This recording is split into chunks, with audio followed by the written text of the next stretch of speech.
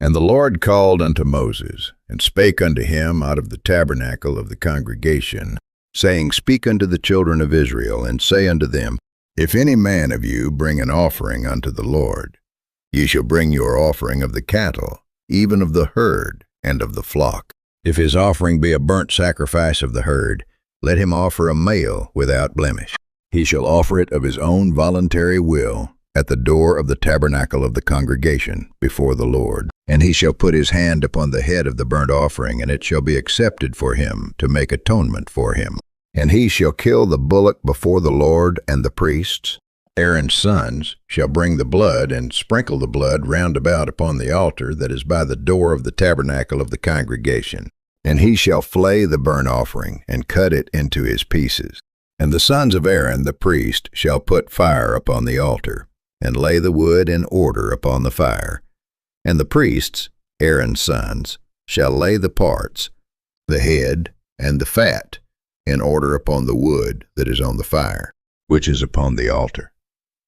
But his inwards and his legs shall he wash in water, and the priest shall burn all on the altar, to be a burnt sacrifice, an offering made by fire, of a sweet savor unto the Lord. And if his offering be of the flocks, namely, of the sheep or of the goats, for a burnt sacrifice, he shall bring it a male without blemish, and he shall kill it on the side of the altar northward before the Lord. And the priests, Aaron's sons, shall sprinkle his blood round about upon the altar, and he shall cut it into his pieces, with his head and his fat, and the priest shall lay them in order on the wood that is on the fire, which is upon the altar. But he shall wash the inwards and the legs with water, and the priest shall bring it all, and burn it upon the altar. It is a burnt sacrifice, an offering made by fire, of a sweet savor unto the Lord. And if the burnt sacrifice for his offering to the Lord be of fowls, then he shall bring his offering of turtle doves, or of young pigeons. And the priest shall bring it unto the altar, and wring off his head, and burn it on the altar. And the blood thereof shall be wrung out at the side of the altar. And he shall pluck away his crop with his feathers, and cast it beside the altar on the east part, by the place of the ashes. And he shall cleave it with the wings thereof, but shall not divide it asunder. And the priest shall burn it upon the altar, upon the wood that is upon the fire.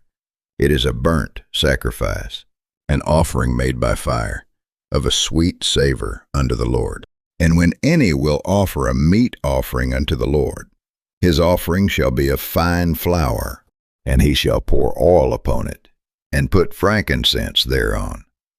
And he shall bring it to Aaron's sons the priests, and he shall take thereout his handful of the flour thereof, and of the oil thereof, with all the frankincense thereof. And the priest shall burn the memorial of it upon the altar, to be an offering made by fire, of a sweet savor unto the Lord. And the remnant of the meat offering shall be Aaron's and his sons. It is a thing most holy of the offerings of the Lord made by fire.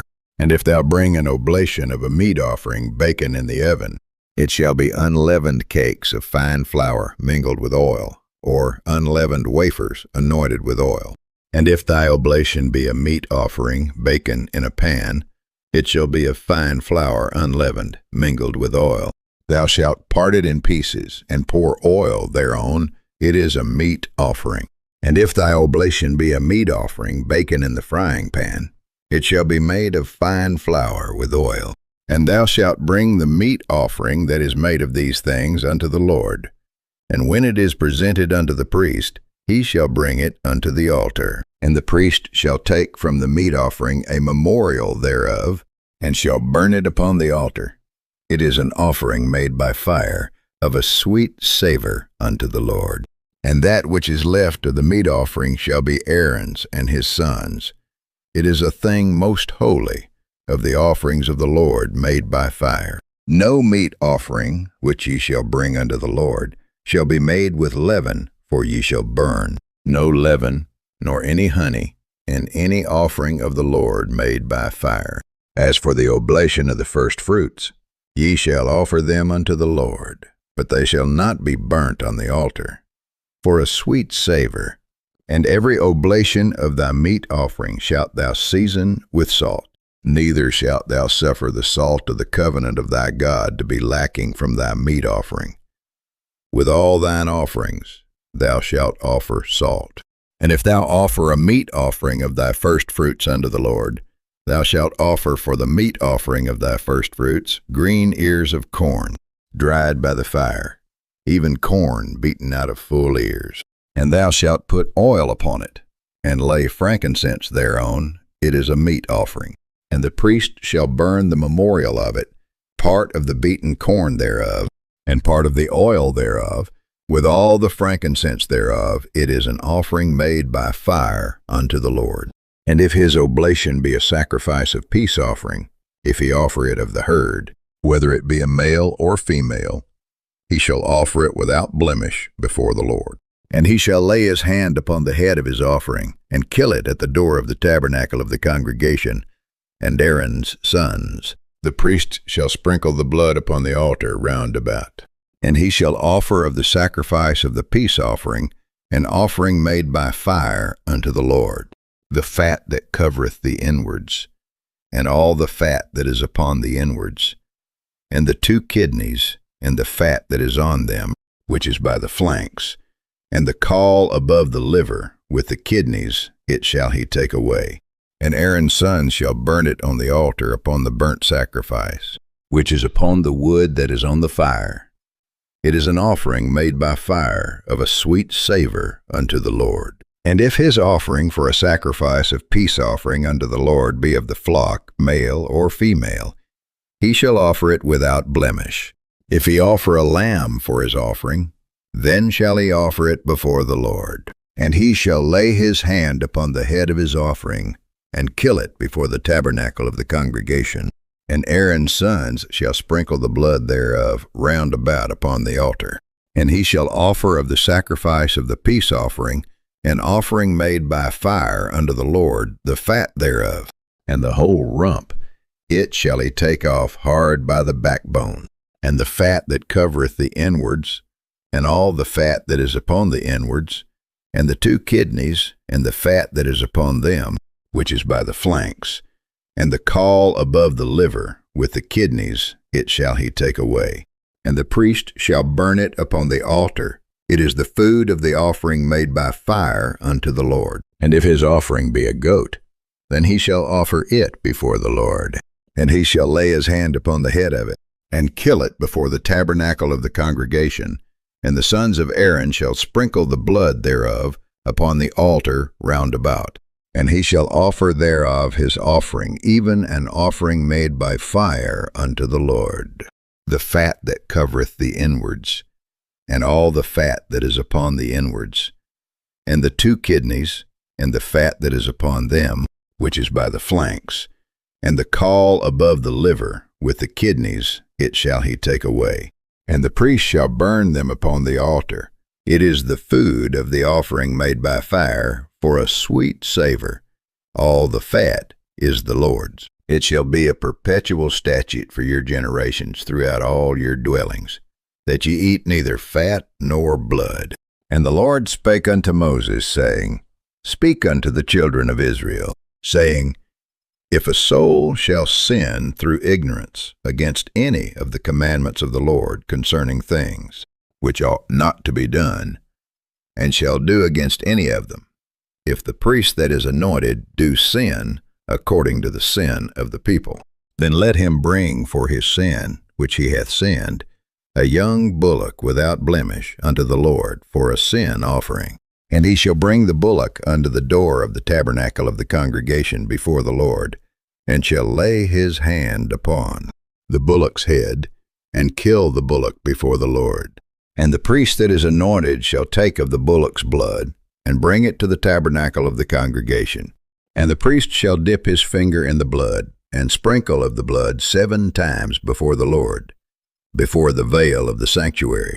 And the priest shall put some of the blood upon the horns of the altar of sweet incense before the Lord, which is in the tabernacle of the congregation, and shall pour all the blood of the bullock at the bottom of the altar of the burnt offering, which is at the door of the tabernacle of the congregation. And he shall take off from it all the fat of the bullock for the sin, offering the fat that covereth the inwards, and all the fat that is upon the inwards, and the 2 kidneys and the fat that is upon them, which is by the flanks, and the caul above the liver. With the kidneys it shall he take away, as it was taken off from the bullock of the sacrifice of peace offerings. And the priest shall burn them upon the altar of the burnt offering, and the skin of the bullock, and all his flesh, with his head, and with his legs, and his inwards, and his dung, even the whole bullock, shall he carry forth without the camp unto a clean place, where the ashes are poured out, and burn him on the wood with fire. Where the ashes are poured out shall he be burnt. And if the whole congregation of Israel sin through ignorance, and the thing be hid from the eyes of the assembly, and they have done somewhat against any of the commandments of the Lord concerning things, which should not be done, and are guilty, when the sin which they have sinned against it is known, then the congregation shall offer a young bullock for the sin, and bring him before the tabernacle of the congregation. And the elders of the congregation shall lay their hands upon the head of the bullock before the Lord, and the bullock shall be killed before the Lord. And the priest that is anointed shall bring of the bullock's blood to the tabernacle of the congregation. And the priest shall dip his finger in some of the blood, and sprinkle it 7 times before the Lord, even before the veil. And he shall put some of the blood upon the horns of the altar which is before the Lord, that is, in the tabernacle of the congregation, and shall pour out all the blood at the bottom of the altar of the burnt offering, which is at the door of the tabernacle of the congregation. And he shall take all his fat from him, and burn it upon the altar. And he shall do with the bullock as he did with the bullock for a sin offering. So shall he do with this. And the priest shall make an atonement for them, and it shall be forgiven them. And he shall carry forth the bullock without the camp, and burn him as he burned the first bullock. It is a sin offering for the congregation. When a ruler hath sinned, and done somewhat through ignorance against any of the commandments of the Lord his God concerning things, which should not be done, and is guilty, or if his sin, wherein he hath sinned, come to his knowledge, he shall bring his offering, a kid of the goats, a male without blemish. And he shall lay his hand upon the head of the goat, and kill it in the place where they kill the burnt offering before the Lord. It is a sin offering. And the priest shall take of the blood of the sin offering with his finger, and put it upon the horns of the altar of burnt offering, and shall pour out his blood at the bottom of the altar of burnt offering. And he shall burn all his fat upon the altar, as the fat of the sacrifice of peace offerings. And the priest shall make an atonement for him as concerning his sin, and it shall be forgiven him. And if any one of the common people sin through ignorance, while he doeth somewhat against any of the commandments of the Lord concerning things, which ought not to be done, and be guilty, or if his sin, which he hath sinned, come to his knowledge, then he shall bring his offering, a kid of the goats, a female without blemish, for his sin which he hath sinned. And he shall lay his hand upon the head of the sin offering, and slay the sin offering in the place of the burnt offering. And the priest shall take of the blood thereof with his finger, and put it upon the horns of the altar of burnt offering, and shall pour out all the blood thereof at the bottom of the altar. And he shall take away all the fat thereof, as the fat is taken away from off the sacrifice of peace offerings. And the priest shall burn it upon the altar for a sweet savor unto the Lord. And the priest shall make an atonement for him, and it shall be forgiven him. And if he bring a lamb for a sin offering, he shall bring it a female without blemish. And he shall lay his hand upon the head of the sin offering, and slay it for a sin offering in the place where they kill the burnt offering. And the priest shall take of the blood of the sin offering with his finger, and put it upon the horns of the altar of burnt offering, and shall pour out all the blood thereof at the bottom of the altar. And he shall take away all the fat thereof, as the fat of the lamb is taken away from the sacrifice of the peace offerings. And the priest shall burn them upon the altar, according to the offerings, made by fire unto the Lord. And the priest shall make an atonement for his sin that he hath committed, and it shall be forgiven him. And if a soul sin, and hear the voice of swearing, and is a witness, whether he hath seen or known of it, if he do not utter it, then he shall bear his iniquity. Or if a soul touch any unclean thing, whether it be a carcass of an unclean beast, or a carcass of unclean cattle, or the carcass of unclean creeping things, and if it be hidden from him, he also shall be unclean and guilty. Or if he touch the uncleanness of man, whatsoever uncleanness, it be that a man shall be defiled withal, and it be hid from him when he knoweth of it, then he shall be guilty. Or if a soul swear, pronouncing with his lips to do evil, or to do good, whatsoever, it be that a man shall pronounce with an oath, and it be hid from him when he knoweth of it, then he shall be guilty in one of these. And it shall be, when he shall be guilty in one of these things, that he shall confess that he hath sinned in that thing. And he shall bring his trespass offering unto the Lord for his sin, which he hath sinned, a female from the flock, a lamb or a kid of the goats, for a sin offering, and the priest shall make an atonement for him concerning his sin. And if he be not able to bring a lamb, then he shall bring for his trespass, which he hath committed, 2 turtle doves, or 2 young pigeons, unto the Lord, one for a sin offering, and the other for a burnt offering. And he shall bring them unto the priest, who shall offer that which is for the sin offering first, and wring off his head from his neck, but shall not divide it asunder. And he shall sprinkle of the blood of the sin offering upon the side of the altar, and the rest of the blood shall be wrung out at the bottom of the altar. It is a sin offering. And he shall offer the second for a burnt offering, according to the manner, and the priest shall make an atonement for him for his sin, which he hath sinned, and it shall be forgiven him. But if he be not able to bring 2 turtle doves, or 2 young pigeons, then he that sinned shall bring for his offering the 10th part of an ephah of fine flour for a sin offering. He shall put no oil upon it, neither shall he put any frankincense thereon, for it is a sin offering. Then shall he bring it to the priest, and the priest shall take his handful of it, even a memorial thereof, and burn it on the altar. According to the offerings made by fire unto the Lord, it is a sin offering. And the priest shall make an atonement for him as touching his sin, that he hath sinned in one of these, and it shall be forgiven him, and the remnant shall be the priest's as a meat offering. And the Lord spake unto Moses, saying, If a soul commit a trespass, and sin through ignorance in the holy things of the Lord, then he shall bring for his trespass unto the Lord a ram without blemish out of the flocks, with thy estimation by shekels of silver, after the shekel of the sanctuary, for a trespass offering. And he shall make amends for the harm that he hath done in the holy thing, and shall add the 5th part thereto, and give it unto the priest, and the priest shall make an atonement for him with the ram of the trespass offering, and it shall be forgiven him. And if a soul sin, and commit any of these things which are forbidden to be done by the commandments of the Lord, though he wist it not, yet is he guilty, and shall bear his iniquity. And he shall bring a ram without blemish out of the flock, with thy estimation, for a trespass offering unto the priest. And the priest shall make an atonement for him concerning his ignorance, wherein he erred and wist it not, and it shall be forgiven him. It is a trespass offering, he hath certainly trespassed against the Lord.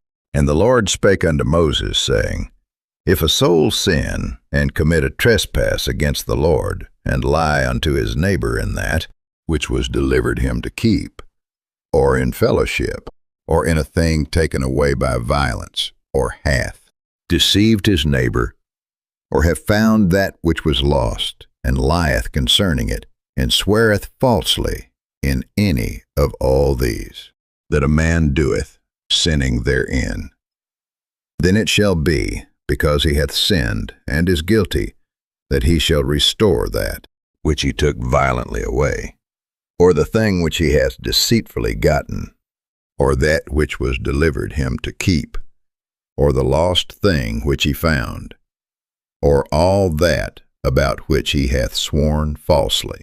He shall even restore it in the principal, and shall add the fifth part more thereto, and give it unto him to whom it appertaineth, in the day of his trespass offering.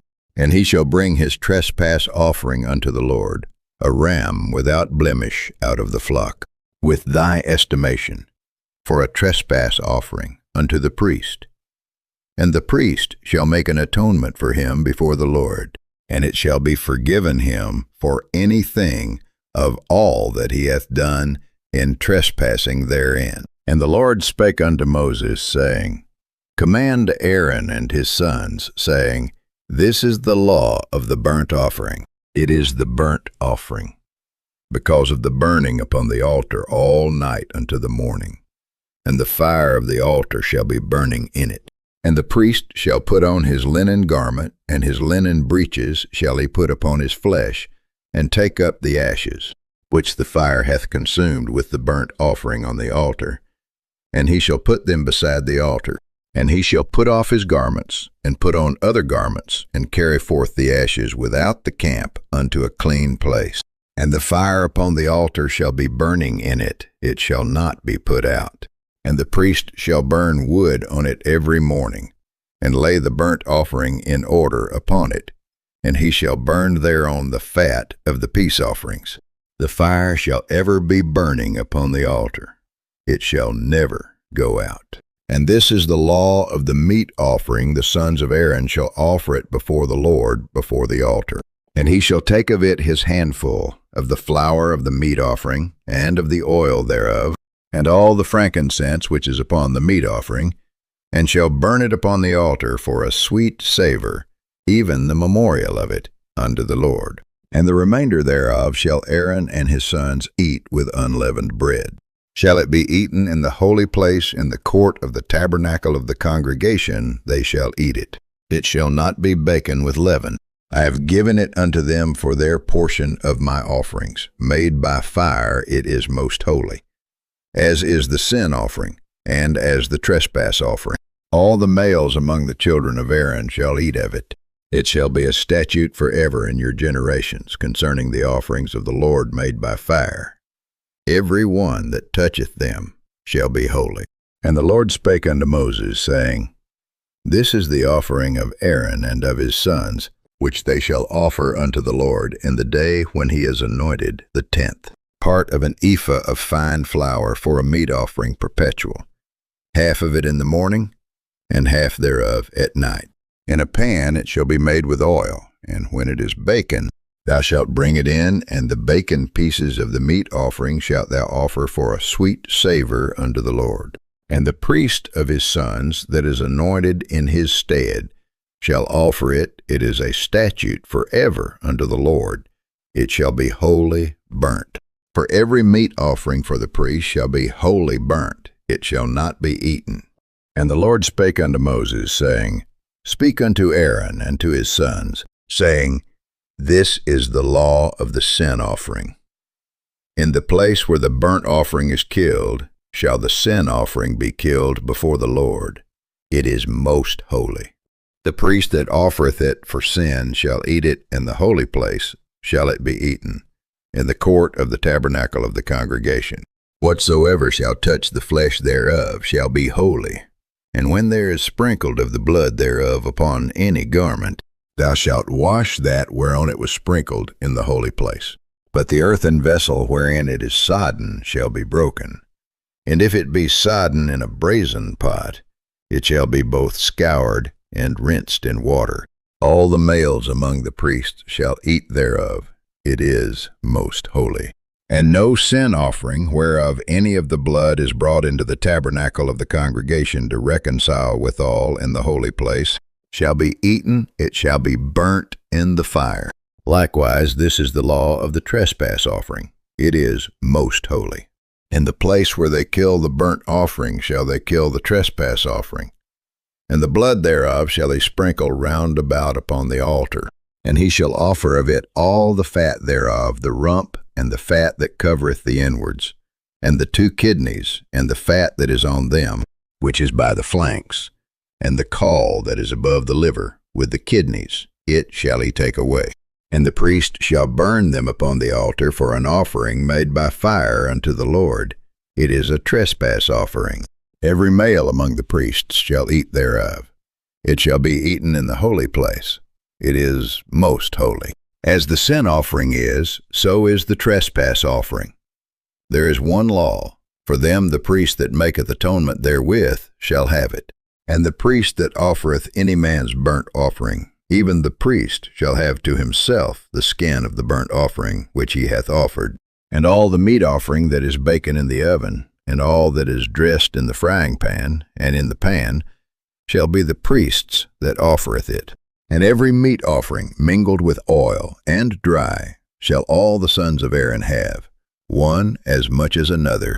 And this is the law of the sacrifice of peace offerings, which he shall offer unto the Lord. If he offer it for a thanksgiving, then he shall offer with the sacrifice of thanksgiving unleavened cakes mingled with oil, and unleavened wafers anointed with oil, and cakes mingled with oil, of fine flour fried. Besides the cakes he shall offer for his offering leavened bread, with the sacrifice of thanksgiving of his peace offerings. And of it he shall offer one out of the whole oblation, for an heave offering unto the Lord, and it shall be the priest's that sprinkleth the blood of the peace offerings. And the flesh of the sacrifice of his peace offerings for thanksgiving shall be eaten the same day that it is offered. He shall not leave any of it until the morning. But if the sacrifice of his offering be a vow, or a voluntary offering, it shall be eaten the same day that he offereth his sacrifice, and on the morrow also. The remainder of it shall be eaten. But the remainder of the flesh of the sacrifice on the 3rd day shall be burnt with fire. And if any of the flesh of the sacrifice of his peace offerings be eaten at all on the 3rd day, it shall not be accepted, neither shall it be imputed unto him that offereth it. It shall be an abomination, and the soul that eateth of it shall bear his iniquity. And the flesh that toucheth any unclean thing shall not be eaten, it shall be burnt with fire. And as for the flesh, all that be clean shall eat thereof. But the soul that eateth of the flesh of the sacrifice of peace offerings that pertain unto the Lord, having his uncleanness upon him, even that soul shall be cut off from his people. Moreover, the soul that shall touch any unclean thing, as the uncleanness of man, or any unclean beast, or any abominable unclean thing, and eat of the flesh of the sacrifice of peace offerings, which pertain unto the Lord, even that soul shall be cut off from his people.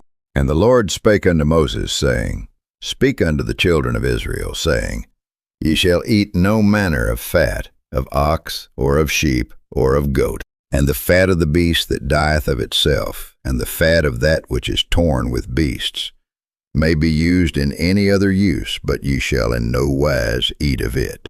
For whosoever eateth the fat of the beast, of which men offer an offering made by fire unto the Lord, even the soul that eateth it shall be cut off from his people. Moreover, ye shall eat no manner of blood, whether it be of fowl or of beast, in any of your dwellings. Whatsoever soul it be that eateth any manner of blood, even that soul shall be cut off from his people. And the Lord spake unto Moses, saying, Speak unto the children of Israel, saying, He that offereth the sacrifice of his peace offerings unto the Lord shall bring his oblation unto the Lord of the sacrifice of his peace offerings. His own hands shall bring the offerings of the Lord made by fire. The fat with the breast, it shall he bring, that the breast may be waved for a wave offering before the Lord. And the priest shall burn the fat upon the altar, but the breast shall be Aaron's and his sons'. And the right shoulder shall ye give unto the priest for an heave offering of the sacrifices of your peace offerings. He among the sons of Aaron that offereth the blood of the peace offerings and the fat shall have the right shoulder for his part. For the wave breast and the heave shoulder have I taken of the children of Israel from off the sacrifices of their peace offerings, and have given them unto Aaron the priest, and unto his sons by a statute forever from among the children of Israel. This is the portion of the anointing of Aaron, and of the anointing of his sons, out of the offerings of the Lord made by fire in the day, when he presented them to minister unto the Lord in the priest's office, which the Lord commanded to be given them of the children of Israel in the day that he anointed them, by a statute forever throughout their generations. This is the law of the burnt offering, of the meat offering, and of the sin offering, and of the trespass offering, and of the consecrations, and of the sacrifice of the peace offerings, which the Lord commanded Moses in Mount Sinai in the day that he commanded the children of Israel to offer their oblations unto the Lord in the wilderness of Sinai. And the Lord spake unto Moses, saying, Take Aaron and his sons with him, and the garments, and the anointing oil, and a bullock for the sin offering, and 2 rams, and a basket of unleavened bread. And gather thou all the congregation together unto the door of the tabernacle of the congregation. And Moses did as the Lord commanded him. And the assembly was gathered together unto the door of the tabernacle of the congregation. And Moses said unto the congregation, This is the thing which the Lord commanded to be done. And Moses brought Aaron and his sons, and washed them with water. And he put upon him the coat, and girded him with the girdle, and clothed him with the robe, and put the ephod upon him. And he girded him with the curious girdle of the ephod, and bound it unto him therewith. And he put the breastplate upon him. Also he put in the breastplate the Urim and the Thummim. And he put the mitre upon his head also upon the mitre. Even upon his forefront did he put the golden plate, the holy crown, as the Lord commanded Moses. And Moses took the anointing oil, and anointed the tabernacle and all that was therein, and sanctified them. And he sprinkled thereof upon the altar 7 times, and anointed the altar and all his vessels, both the laver and his foot, to sanctify them. And he poured of the anointing oil upon Aaron's head, and anointed him, to sanctify him. And Moses brought Aaron's sons, and put coats upon them, and girded them with girdles, and put bonnets upon them, as the Lord commanded Moses. And he brought the bullock for the sin offering, and Aaron and his sons laid their hands upon the head of the bullock for the sin offering. And he slew it, and Moses took the blood, and put it upon the horns of the altar round about with his finger, and purified the altar, and poured the blood at the bottom of the altar, and sanctified it, to make reconciliation upon it. And he took all the fat that was upon the inwards, and the caul above the liver, and the 2 kidneys, and their fat, and Moses burned it upon the altar. But the bullock, and his hide, his flesh, and his dung, he burnt with fire without the camp, as the Lord commanded Moses. And he brought the ram for the burnt offering, and Aaron and his sons laid their hands upon the head of the ram. And he killed it, and Moses sprinkled the blood upon the altar round about. And he cut the ram into pieces, and Moses burnt the head, and the pieces, and the fat. And he washed the inwards and the legs in water, and Moses burnt the whole ram upon the altar. It was a burnt sacrifice, for a sweet savor, and an offering made by fire unto the Lord, as the Lord commanded Moses. And he brought the other ram, the ram of consecration, and Aaron and his sons laid their hands upon the head of the ram, and he slew it. And Moses took of the blood of it, and put it upon the tip of Aaron's right ear, and upon the thumb of his right hand, and upon the great toe of his right foot. And he brought Aaron's sons, and Moses put of the blood upon the tip of their right ear, and upon the thumbs of their right hands, and upon the great toes of their right feet. And Moses sprinkled the blood upon the altar round about. And he took the fat, and the rump, and all the fat that was upon the inwards, and the caul above the liver, and the 2 kidneys, and their fat, and the right shoulder. And out of the basket of unleavened bread that was before the Lord, he took 1 unleavened cake, and a cake of oiled bread, and 1 wafer, and put them on the fat, and upon the right shoulder. And he put all upon Aaron's hands and upon his sons' hands, and waved them for a wave offering before the Lord. And Moses took them from off their hands, and burnt them on the altar upon the burnt offering. They were consecrations, for a sweet savor it is, an offering made by fire unto the Lord. And Moses took the breast, and waved it for a wave offering before the Lord, for of the ram of consecration it was Moses' part, as the Lord commanded Moses. And Moses took of the anointing oil, and of the blood, which was upon the altar, and sprinkled it upon Aaron, and upon his garments, and upon his sons, and upon his sons' garments, with him, and sanctified Aaron, and his garments, and his sons' garments with him. And Moses said unto Aaron and to his sons, Boil the flesh at the door of the tabernacle of the congregation, and there eat it with the bread that is in the basket of consecrations, as I commanded, saying, Aaron and his sons shall eat it. And that which remaineth of the flesh and of the bread shall ye burn with fire. And ye shall not go out of the door of the tabernacle of the congregation in 7 days, until the days of your consecration be at an end. For 7 days shall he consecrate you, as he hath done this day, so the Lord hath commanded to do, to make an atonement for you. Therefore shall ye abide at the door of the tabernacle of the congregation, day and night, 7 days, and keep the charge of the Lord, that ye die not, for so I am commanded. So Aaron and his sons did all things which the Lord commanded by the hand of Moses. And it came to pass on the 8th day, that Moses called Aaron and his sons, and the elders of Israel. And he said unto Aaron, Take thee a young calf for a sin offering, and a ram for a burnt offering, without blemish, and offer them before the Lord. And unto the children of Israel thou shalt speak, saying, Take ye a kid of the goats for a sin offering, and a calf and a lamb, both of the first year, without blemish, for a burnt offering. Also a bullock and a ram for peace offerings, to sacrifice before the Lord, and a meat offering mingled with oil. For today the Lord will appear unto you. And they brought that which Moses commanded before the tabernacle of the congregation. And all the congregation drew near and stood before the Lord. And Moses said, This is the thing which the Lord commanded that ye should do, and the glory of the Lord shall appear unto you. And Moses said unto Aaron, Go unto the altar, and offer thy sin offering and thy burnt offering, and make an atonement for thyself and for the people, and offer the offering of the people, and make an atonement for them as the Lord commanded. Aaron therefore went unto the altar, and slew the calf of the sin offering, which was for himself.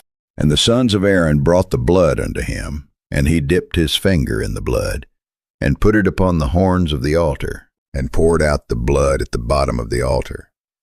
But the fat and the kidneys and the caul above the liver of the sin offering he burnt upon the altar as the Lord commanded Moses. And the flesh and the hide he burnt with fire without the camp. And he slew the burnt offering, and Aaron's sons presented unto him the blood, which he sprinkled round about upon the altar. And they presented the burnt offering unto him with the pieces thereof, and the head, and he burnt them upon the altar. And he did wash the inwards and the legs, and burnt them upon the burnt offering on the altar. And he brought the people's offering, and took the goat, which was the sin offering for the people, and slew it, and offered it for sin as the first. And he brought the burnt offering, and offered it according to the manner. And he brought the meat offering, and took an handful thereof, and burnt it upon the altar, beside the burnt sacrifice of the morning. He slew also the bullock and the ram for a sacrifice of peace offerings, which was for the people. And Aaron's sons presented unto him the blood, which he sprinkled upon the altar round about. And the fat of the bullock and of the ram, the rump, and that which covereth the inwards, and the kidneys, and the caul above the liver. And they put the fat upon the breasts, and he burnt the fat upon the altar, and the breasts and the right shoulder. Aaron waved for a wave offering before the Lord, as Moses commanded. And Aaron lifted up his hand toward the people, and blessed them. and came down from offering of the sin offering, and the burnt offering, and peace offerings. And Moses and Aaron went into the tabernacle of the congregation, and came out, and blessed the people, and the glory of the Lord appeared unto all the people. And there came a fire out from before the Lord, and consumed upon the altar the burnt offering and the fat, which when all the people saw, they shouted, and fell on their faces.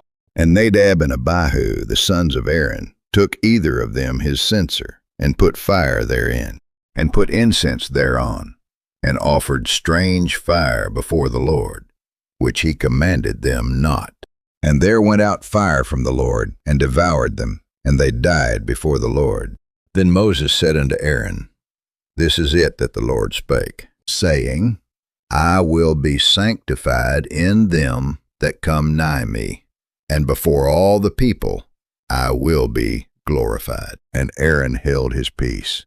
And Moses called Mishael and Elzaphan, the sons of Uzziel, the uncle of Aaron, and said unto them, Come near, carry your brethren from before the sanctuary out of the camp. So they went near, and carried them in their coats out of the camp, as Moses had said.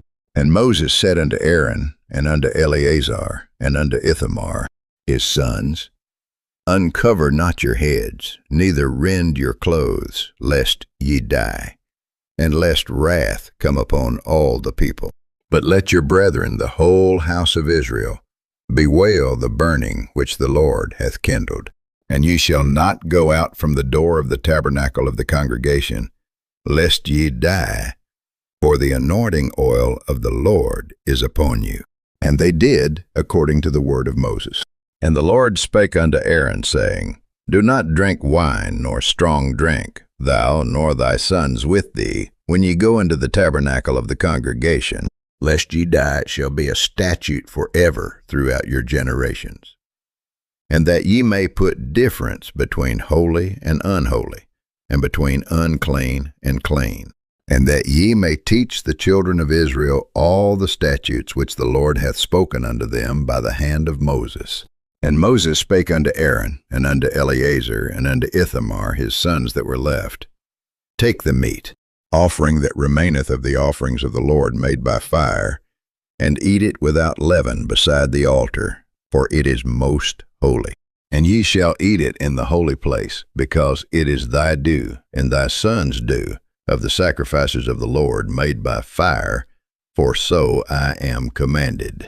And the wave breast and heave shoulder shall ye eat in a clean place, thou and thy sons, and thy daughters with thee, for they be thy due, and thy sons' due, which are given out of the sacrifices of peace offerings of the children of Israel.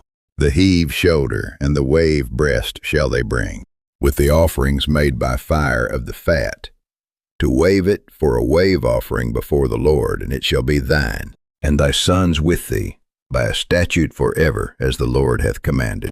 And Moses diligently sought the goat of the sin offering, and behold, it was burnt.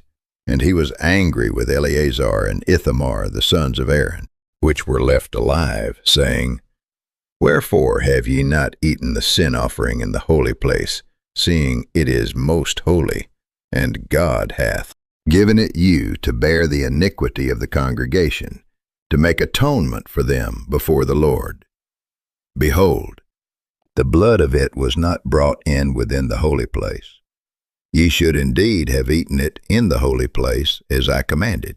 And Aaron said unto Moses, Behold, this day have they offered their sin offering and their burnt offering before the Lord, and such things have befallen me. And if I had eaten the sin offering today, should it have been accepted in the sight of the Lord? And when Moses heard that, he was content. And the Lord spake unto Moses and to Aaron, saying unto them, Speak unto the children of Israel, saying, These are the beasts which ye shall eat among all the beasts that are on the earth.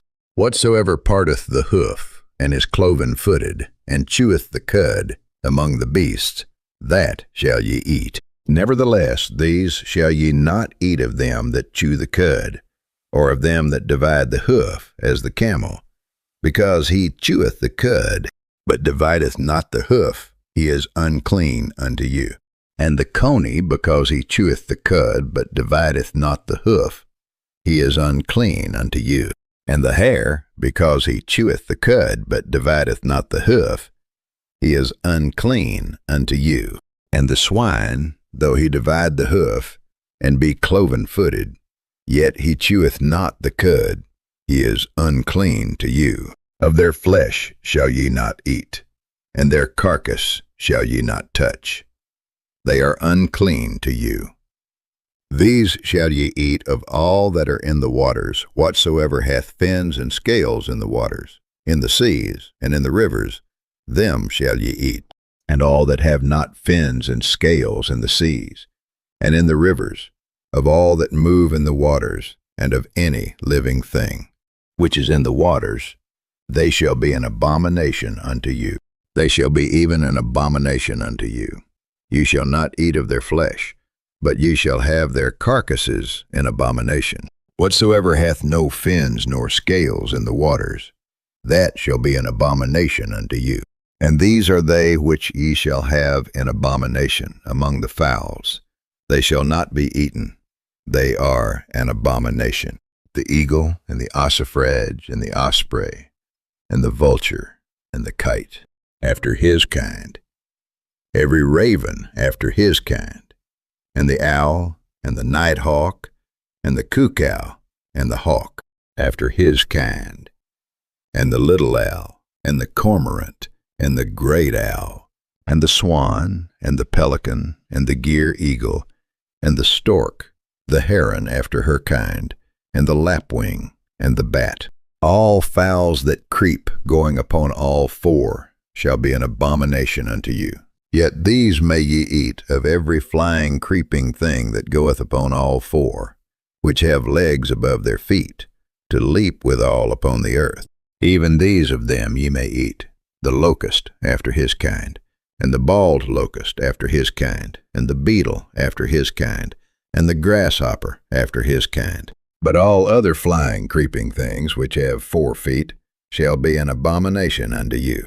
And for these ye shall be unclean. Whosoever toucheth the carcass of them shall be unclean until the even. And whosoever beareth aught of the carcass of them shall wash his clothes, and be unclean until the even. The carcasses of every beast which divideth the hoof, and is not cloven-footed, nor cheweth the cud, are unclean unto you. Every one that toucheth them shall be unclean. And whatsoever goeth upon his paws, among all manner of beasts that go on all four, those are unclean unto you. Whoso toucheth their carcass shall be unclean until the even. And he that beareth the carcass of them shall wash his clothes, and be unclean until the even. They are unclean unto you. These also shall be unclean unto you among the creeping things that creep upon the earth, the weasel, and the mouse, and the tortoise after his kind, and the ferret, and the chameleon, and the lizard, and the snail, and the mole. These are unclean to you among all that creep. Whosoever doth touch them, when they be dead, shall be unclean until the even. And upon whatsoever any of them, when they are dead, doth fall, it shall be unclean, whether it be any vessel of wood, or raiment, or skin, or sack, whatsoever vessel it be, wherein any work is done. It must be put into water, and it shall be unclean until the even, so it shall be cleansed. And every earthen vessel, whereinto any of them falleth, whatsoever is in it shall be unclean, and ye shall break it. Of all meat which may be eaten, that on which such water cometh shall be unclean, and all drink that may be drunk in every such vessel shall be unclean. And everything whereupon any part of their carcass falleth shall be unclean, whether it be oven or ranges for pots. They shall be broken down, for they are unclean, and shall be unclean unto you. Nevertheless, a fountain or pit, wherein there is plenty of water, shall be clean, but that which toucheth their carcass shall be unclean. And if any part of their carcass fall upon any sowing seed which is to be sown, it shall be clean. But if any water be put upon the seed, and any part of their carcass fall thereon, it shall be unclean unto you. And if any beast of which ye may eat die, he that toucheth the carcass thereof shall be unclean until the even. And he that eateth of the carcass of it shall wash his clothes, and be unclean until the even. He also that beareth the carcass of it shall wash his clothes, and be unclean until the even. And every creeping thing that creepeth upon the earth shall be an abomination. It shall not be eaten. Whatsoever goeth upon the belly, and whatsoever goeth upon all four, or whatsoever hath more feet among all creeping things that creep upon the earth, them ye shall not eat, for they are an abomination. Ye shall not make yourselves abominable with any creeping thing that creepeth, neither shall ye make yourselves unclean with them, that ye should be defiled thereby. For I am the Lord your God. Ye shall therefore sanctify yourselves, and ye shall be holy, for I am holy. Neither shall ye defile yourselves with any manner of creeping thing that creepeth upon the earth. For I am the Lord that bringeth you up out of the land of Egypt. To be your God ye shall therefore be holy, for I am holy.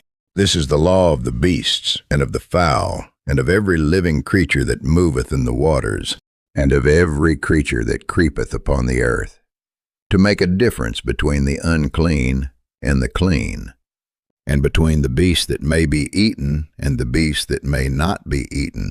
And the Lord spake unto Moses, saying, Speak unto the children of Israel, saying, If a woman have conceived seed, and born a man-child, then she shall be unclean 7 days. According to the days of the separation for her infirmity shall she be unclean. And in the 8th day the flesh of his foreskin shall be circumcised.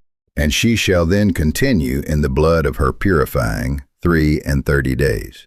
She shall touch no hallowed thing, nor come into the sanctuary until the days of her purifying be fulfilled.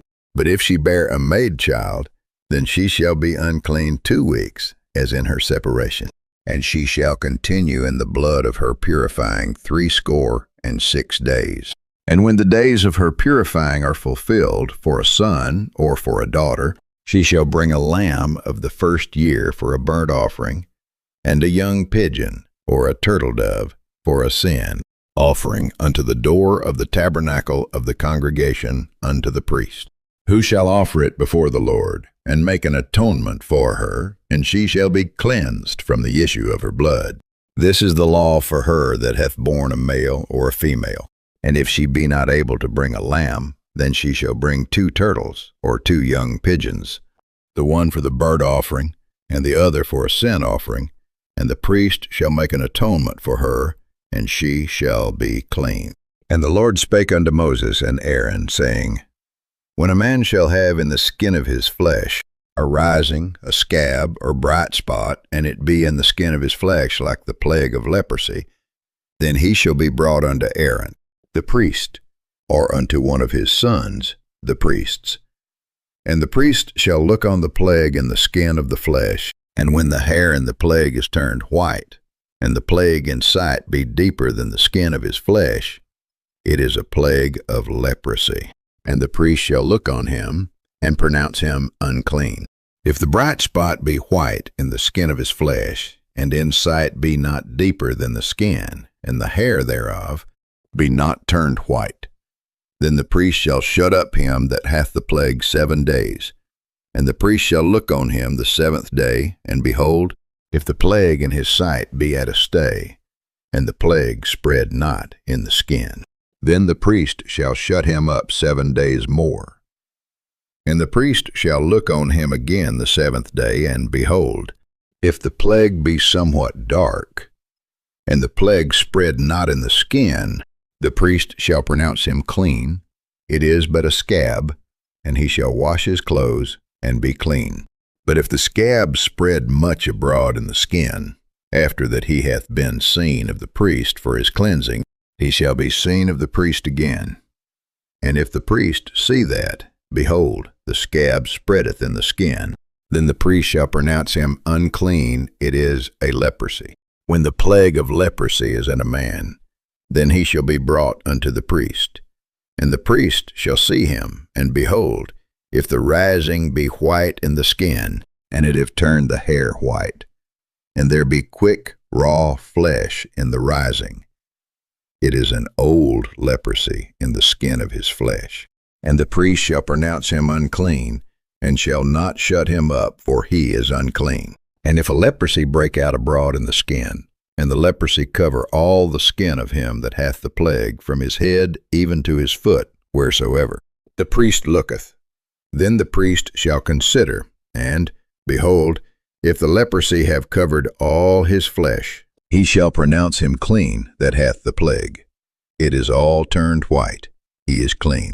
But when raw flesh appeareth in him, he shall be unclean. And the priest shall see the raw flesh, and pronounce him to be unclean, for the raw flesh is unclean, it is a leprosy. Or if the raw flesh turn again, and be changed unto white, he shall come unto the priest, and the priest shall see him, and behold, if the plague be turned into white, then the priest shall pronounce him clean that hath the plague, he is clean. The flesh also, in which even in the skin thereof was a boil, and is healed. And in the place of the boil there be a white rising, or a bright spot, white and somewhat reddish, and it be showed to the priest. And if, when the priest seeth it, behold, it be in sight lower than the skin, and the hair thereof be turned white, the priest shall pronounce him unclean. It is a plague of leprosy, broken out of the boil. But if the priest look on it, and behold, there be no white hairs therein, and if it be not lower than the skin, but be somewhat dark, then the priest shall shut him up 7 days, and if it spread much abroad in the skin, then the priest shall pronounce him unclean, it is a plague. But if the bright spot stay in his place, and spread not, it is a burning boil, and the priest shall pronounce him clean. Or if there be any flesh, in the skin whereof there is a hot burning, and the quick flesh that burneth have a white bright spot, somewhat reddish or white, then the priest shall look upon it, and, behold, if the hair in the bright spot be turned white, and it be in sight deeper than the skin, it is a leprosy broken out of the burning, wherefore the priest shall pronounce him unclean. It is the plague of leprosy. But if the priest look on it, and behold, there be no white hair in the bright spot, and it be no lower than the other skin, but be somewhat dark, then the priest shall shut him up 7 days. And the priest shall look upon him the 7th day, and if it be spread much abroad in the skin, then the priest shall pronounce him unclean. It is the plague of leprosy. And if the bright spot stay in his place, and spread not in the skin, but it be somewhat dark, it is a rising of the burning, and the priest shall pronounce him clean, for it is an inflammation of the burning. And if a man or woman have a plague upon the head or the beard, then the priest shall see the plague, and behold, if it be in sight deeper than the skin, and there be in it a yellow, thin hair, then the priest shall pronounce him unclean. It is a dry scall, even a leprosy upon the head or beard. And if the priest look on the plague of the skull, and behold, it be not in sight deeper than the skin, and that there is no black hair in it, then the priest shall shut up him that hath the plague of the skull 7 days. And in the 7th day the priest shall look on the plague, and behold, if the skull spread not, and there be in it no yellow hair, and the skull be not in sight deeper than the skin, then he shall be shaven. But the skull shall he not shave. And the priest shall shut up him that hath the skull 7 days more. And in the 7th day the priest shall look on the skull, and, behold, if the skull be not spread in the skin, nor be in sight deeper than the skin, then the priest shall pronounce him clean, and he shall wash his clothes, and be clean. But if the skull spread much in the skin after his cleansing, then the priest shall look on him, and, behold, if the skull be spread in the skin, The priest shall not seek for yellow hair, he is unclean. But if the scall be in his sight at a stay, and that there is black hair grown up therein, the scall is healed, he is clean, and the priest shall pronounce him clean. If a man also or a woman have in the skin of their flesh bright spots, even white bright spots, then the priest shall look, and behold, if the bright spots in the skin of their flesh be darkish white, it is a freckled spot that groweth in the skin, he is clean. And the man whose hair is fallen off his head, he is bald, yet is he clean. And he that hath his hair fallen off from the part of his head toward his face, he is forehead bald, yet is he clean. And if there be in the bald head or bald forehead a white reddish sore, it is a leprosy sprung up in his bald head or his bald forehead. Then the priest shall look upon it, and behold, if the rising of the sore be white, reddish in his bald head or in his bald forehead, as the leprosy appeareth in the skin of the flesh, he is a leprous man, he is unclean, the priest shall pronounce him utterly unclean, his plague is in his head. And the leper in whom the plague is, his clothes shall be rent, and his head bare. And he shall put a covering upon his upper lip, and shall cry, Unclean, unclean. All the days wherein the plague shall be in him, he shall be defiled. He is unclean. He shall dwell alone, without the camp shall his habitation be. The garment also that the plague of leprosy is in, whether it be a woolen garment or a linen garment, whether it be in the warp or woof of linen or of woolen, whether in a skin or in anything made of skin. And if the plague be greenish or reddish in the garment or in the skin, either in the warp or in the woof or in any thing of skin, it is a plague of leprosy, and shall be shewed unto the priest. And the priest shall look upon the plague, and shut up it that hath the plague 7 days. And he shall look on the plague on the 7th day, if the plague be spread in the garment, either in the warp, or in the woof, or in a skin, or in any work that is made of skin. The plague is a fretting leprosy. It is unclean.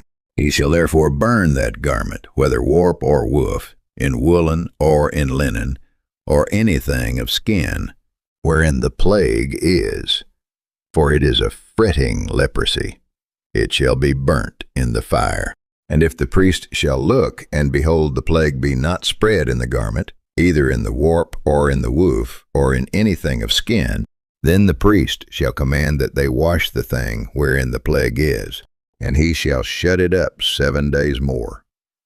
And the priest shall look on the plague after that. It is washed, and behold, if the plague have not changed his color, and the plague be not spread, it is unclean.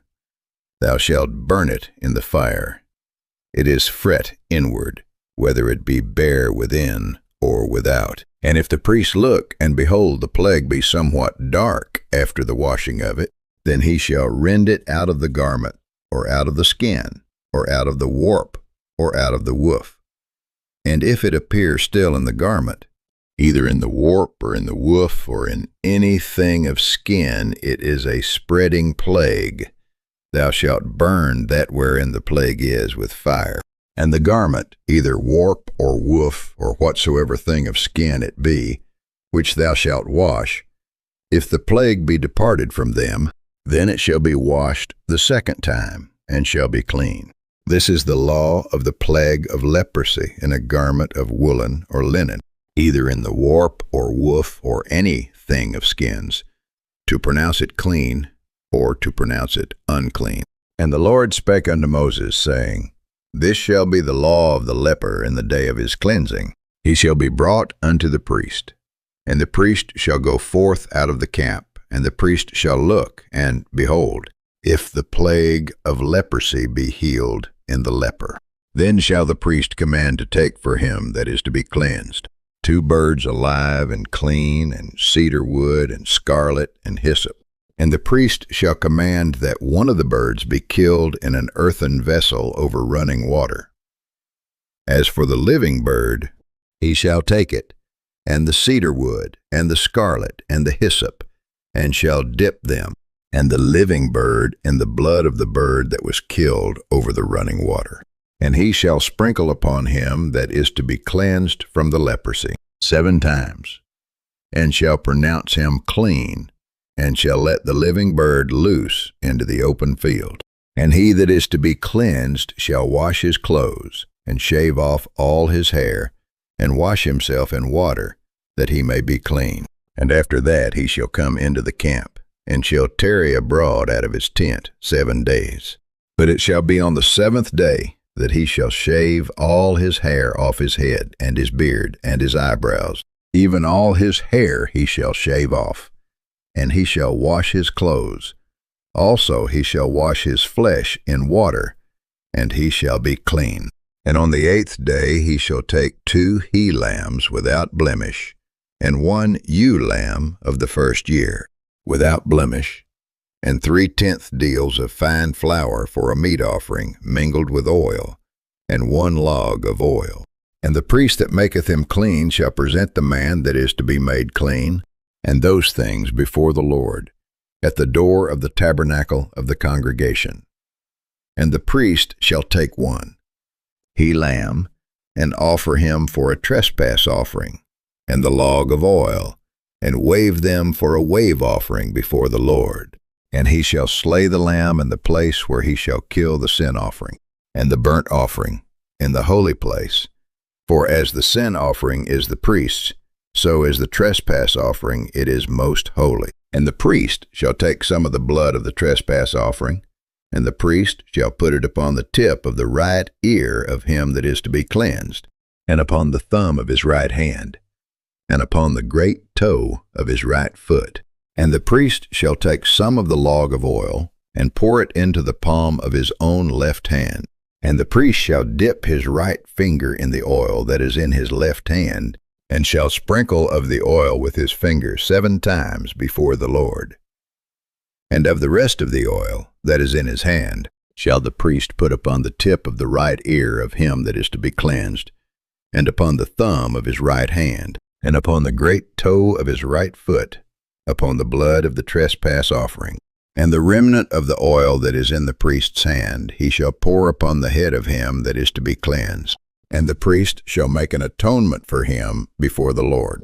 And the priest shall offer the sin offering, and make an atonement for him that is to be cleansed from his uncleanness. And afterward he shall kill the burnt offering.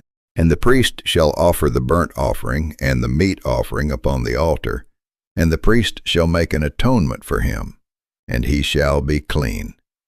And if he be poor, and cannot get so much, then he shall take 1 lamb for a trespass offering to be waved, to make an atonement for him, and 1/10 deal of fine flour mingled with oil for a meat offering, and a log of oil, and 2 turtle doves, or 2 young pigeons, such as he is able to get. And the one shall be a sin offering, and the other a burnt offering. And he shall bring them on the 8th day for his cleansing unto the priest, unto the door of the tabernacle of the congregation before the Lord. And the priest shall take the lamb of the trespass offering, and the log of oil, and the priest shall wave them for a wave offering before the Lord. And he shall kill the lamb of the trespass offering, and the priest shall take some of the blood of the trespass offering, and put it upon the tip of the right ear of him that is to be cleansed, and upon the thumb of his right hand, and upon the great toe of his right foot.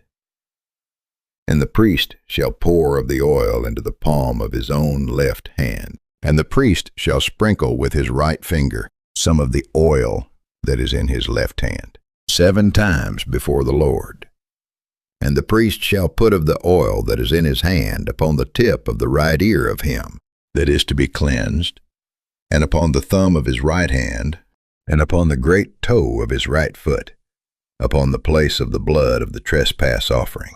And the rest of the oil that is in the priest's hand he shall put upon the head of him that is to be cleansed, to make an atonement for him before the Lord. And he shall offer the one of the turtle doves or of the young pigeons, such as he can get, even such as he is able to get, the one for a sin offering, and the other for a burnt offering, with the meat offering. And the priest shall make an atonement for him that is to be cleansed before the Lord. This is the law of him in whom is the plague of leprosy, whose hand is not able to get that which pertaineth to his cleansing. And the Lord spake unto Moses and unto Aaron, saying, When ye be come into the land of Canaan, which I give to you for a possession, and I put the plague of leprosy in a house of the land of your possession, and he that owneth the house shall come and tell the priest, saying, It seemeth to me there is, as it were, a plague in the house. Then the priest shall command that they empty the house, before the priest go into it to see the plague, that all that is in the house be not made unclean. And afterward the priest shall go in to see the house.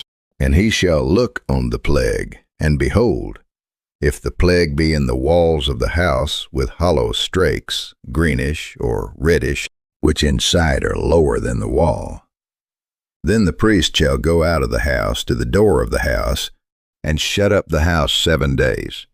And the priest shall come again the 7th day, and shall look, and behold, if the plague be spread in the walls of the house. Then the priest shall command that they take away the stones in which the plague is, and they shall cast them into an unclean place without the city. And he shall cause the house to be scraped within round about, and they shall pour out the dust that they scrape off without the city into an unclean place. And they shall take other stones, and put them in the place of those stones, and he shall take other mortar, and shall plaister the house. And if the plague come again, and break out in the house, after that, he hath taken away the stones, and after he hath scraped the house, and after it is plastered, then the priest shall come and look, and behold, if the plague be spread in the house, it is a fretting leprosy in the house, it is unclean. And he shall break down the house, the stones of it, and the timber thereof, and all the mortar of the house. And he shall carry them forth out of the city into an unclean place. Moreover, he that goeth into the house all the while that it is shut up shall be unclean until the even. And he that lieth in the house shall wash his clothes, and he that eateth in the house shall wash his clothes. And if the priest shall come in and look upon it, and behold, the plague hath not spread in the house after the house was plastered, then the priest shall pronounce the house clean, because the plague is healed. And he shall take to cleanse the house 2 birds, and cedar wood, and scarlet, and hyssop. And he shall kill the one of the birds in an earthen vessel over running water. And he shall take the cedar wood, and the hyssop, and the scarlet, and the living bird, and dip them in the blood of the slain bird, and in the running water, and sprinkle the house 7 times. And he shall cleanse the house with the blood of the bird, and with the running water, and with the living bird, and with the cedar wood, and with the hyssop, and with the scarlet. But he shall let go the living bird out of the city into the open fields, and make an atonement for the house, and it shall be clean. This is the law for all manner of plague of leprosy and scall, and for the leprosy of a garment and of a house, and for a rising, and for a scab, and for a bright spot, to teach when it is unclean, and when it is clean. This is the law of leprosy. And the Lord spake unto Moses and to Aaron, saying, Speak unto the children of Israel, and say unto them, When any man hath a running issue out of his flesh, because of his issue he is unclean. And this shall be his uncleanness in his issue, whether his flesh run with his issue, or his flesh be stopped from his issue, it is his uncleanness. Every bed whereon he lieth that hath the issue is unclean, and everything whereon he sitteth shall be unclean. And whosoever toucheth his bed shall wash his clothes, and bathe himself in water, and be unclean until the even. And he that sitteth on anything whereon he sat that hath the issue shall wash his clothes, and bathe himself in water, and be unclean until the even.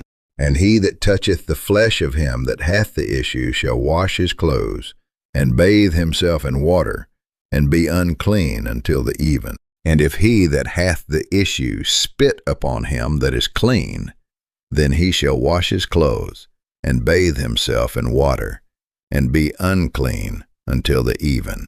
And what saddle soever he rideth upon that hath the issue shall be unclean. And whosoever toucheth anything that was under him shall be unclean until the even.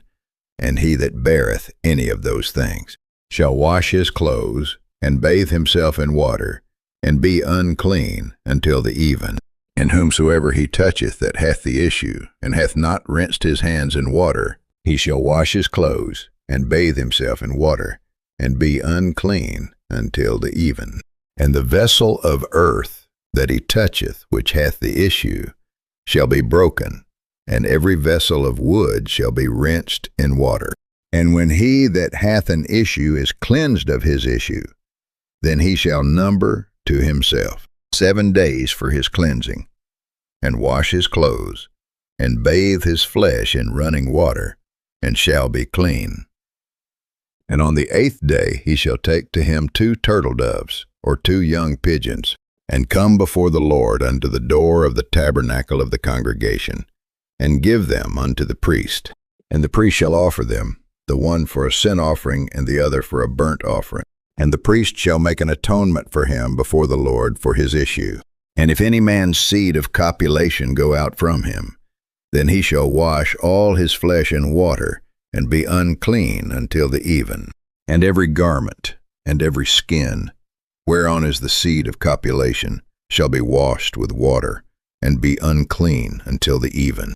The woman also with whom man shall lie with seed of copulation, they shall both bathe themselves in water, and be unclean until the even.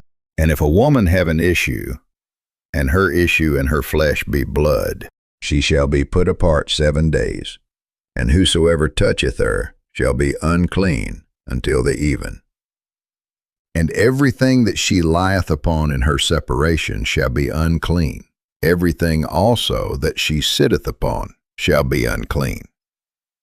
And whosoever toucheth her bed shall wash his clothes, and bathe himself in water, and be unclean until the even. And whosoever toucheth anything that she sat upon shall wash his clothes, and bathe himself in water, and be unclean until the even. And if it be on her bed, or on anything whereon she sitteth, when he toucheth it, he shall be unclean until the even. And if any man lie with her at all, and her flowers be upon him, he shall be unclean 7 days, and all the bed whereon he lieth shall be unclean. And if a woman have an issue of her blood many days out of the time of her separation, or if it run beyond the time of her separation, all the days of the issue of her uncleanness shall be as the days of her separation. She shall be unclean. Every bed whereon she lieth all the days of her issue shall be unto her as the bed of her separation. And whatsoever she sitteth upon shall be unclean, as the uncleanness of her separation. And whosoever toucheth those things shall be unclean, and shall wash his clothes, and bathe himself in water, and be unclean until the even. But if she be cleansed of her issue, then she shall number to herself 7 days, and after that she shall be clean. And on the 8th day she shall take unto her 2 turtles, or 2 young pigeons, and bring them unto the priest, to the door of the tabernacle of the congregation. And the priest shall offer the one for a sin offering, and the other for a burnt offering. And the priest shall make an atonement for her before the Lord for the issue of her uncleanness. Thus shall ye separate the children of Israel from their uncleanness, that they die not in their uncleanness, when they defile my tabernacle that is among them. This is the law of him that hath an issue, and of him whose seed goeth from him, and is defiled therewith, and of her that is sick of her flowers, and of him that hath an issue, of the man and of the woman, and of him that lieth with her that is unclean. And the Lord spake unto Moses after the death of the 2 sons of Aaron, when they offered before the Lord, and died. And the Lord said unto Moses, Speak unto Aaron thy brother, that he come not at all times into the holy place within the veil before the mercy seat, which is upon the ark, that he die not. For I will appear in the cloud upon the mercy seat. Thus shall Aaron come into the holy place with a young bullock for a sin offering, and a ram for a burnt offering. He shall put on the holy linen coat, and he shall have the linen breeches upon his flesh, and shall be girded with a linen girdle, and with the linen mitre shall he be attired. These are holy garments. Therefore shall he wash his flesh in water, and so put them on. And he shall take of the congregation of the children of Israel 2 kids of the goats for a sin offering, and 1 ram for a burnt offering. And Aaron shall offer his bullock of the sin offering, which is for himself, and make an atonement for himself and for his house. And he shall take the 2 goats and present them before the Lord at the door of the tabernacle of the congregation. And Aaron shall cast lots upon the 2 goats, 1 lot for the Lord, and the other lot for the scapegoat. And Aaron shall bring the goat upon which the Lord's lot fell, and offer him for a sin offering. But the goat, on which the lot fell to be the scapegoat, shall be presented alive before the Lord, to make an atonement with him, and to let him go for a scapegoat into the wilderness. And Aaron shall bring the bullock of the sin offering, which is for himself, and shall make an atonement for himself and for his house, and shall kill the bullock of the sin offering, which is for himself. And he shall take a censer full of burning coals of fire from off the altar before the Lord, and his hands full of sweet incense, beaten small, and bring it within the veil. And he shall put the incense upon the fire before the Lord, that the cloud of the incense may cover the mercy seat that is upon the testimony, that he die not.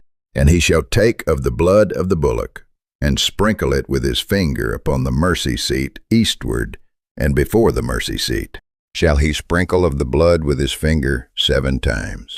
Then shall he kill the goat of the sin offering, that is, for the people, and bring his blood within the veil, and do with that blood as he did with the blood of the bullock, and sprinkle it upon the mercy seat, and before the mercy seat.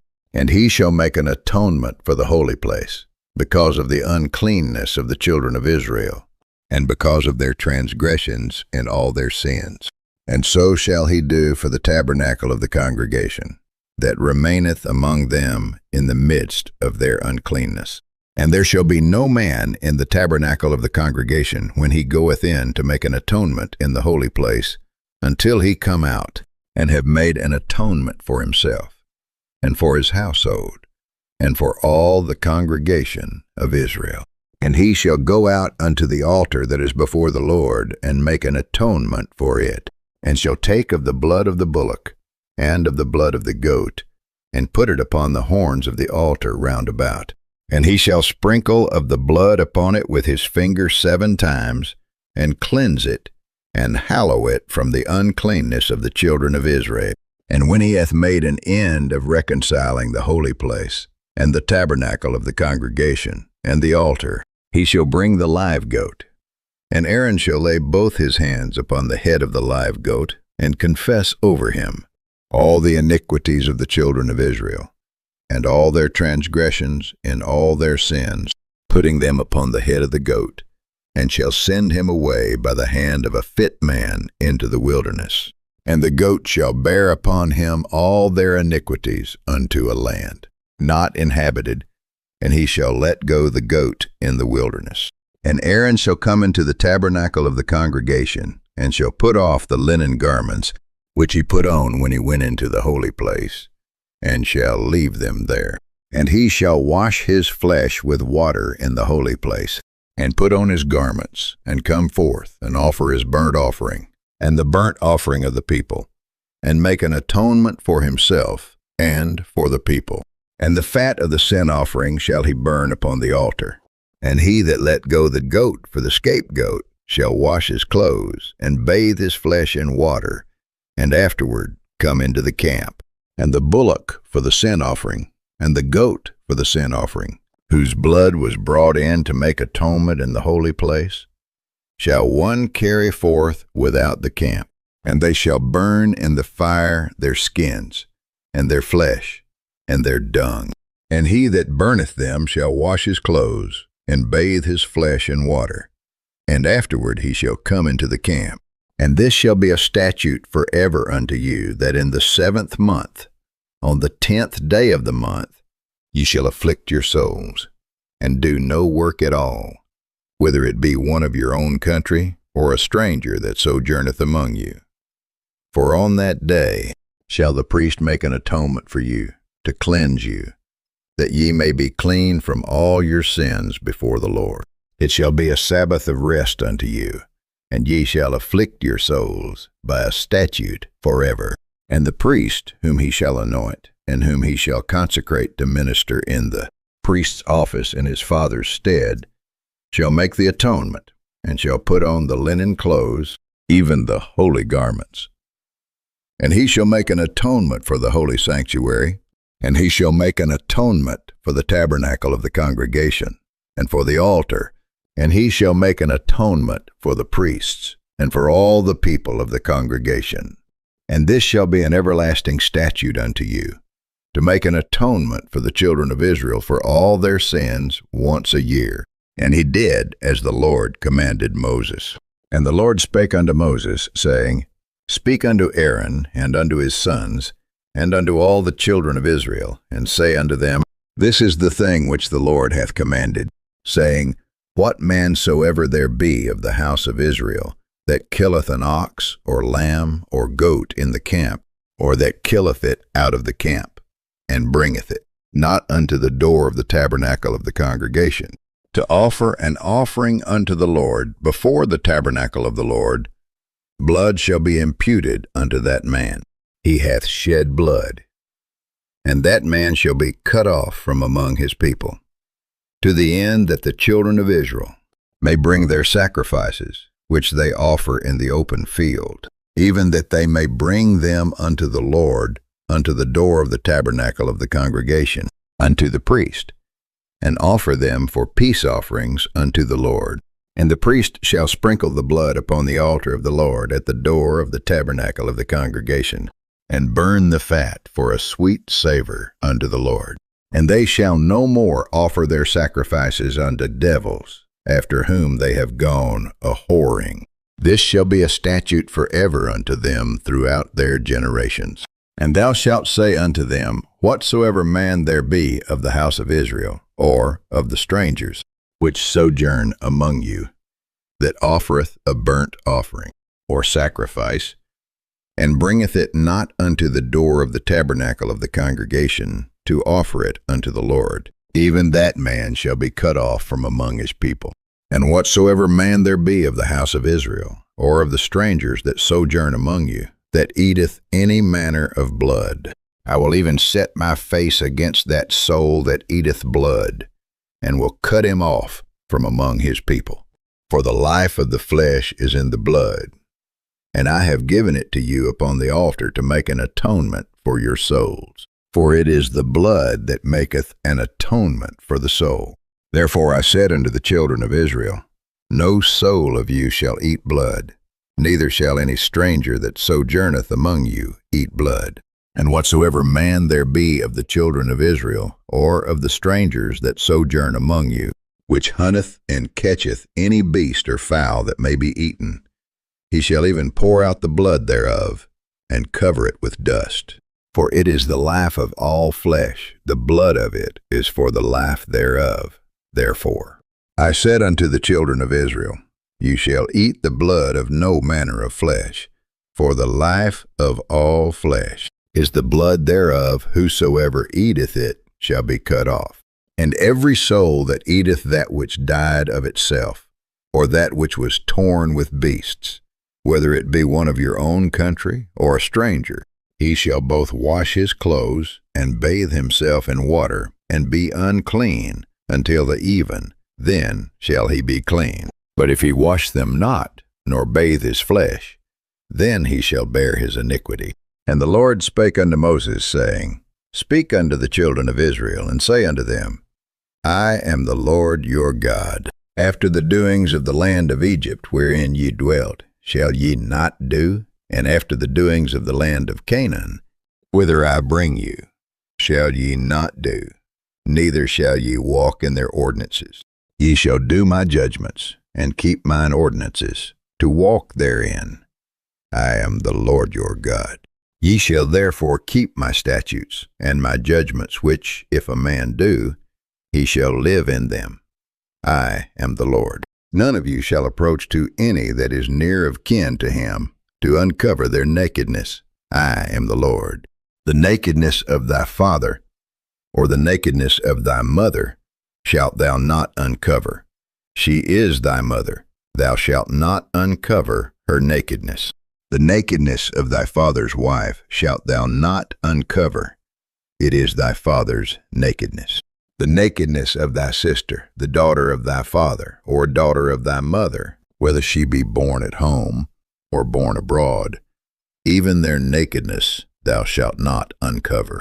The nakedness of thy son's daughter, or of thy daughter's daughter, even their nakedness thou shalt not uncover, for theirs is thine own nakedness.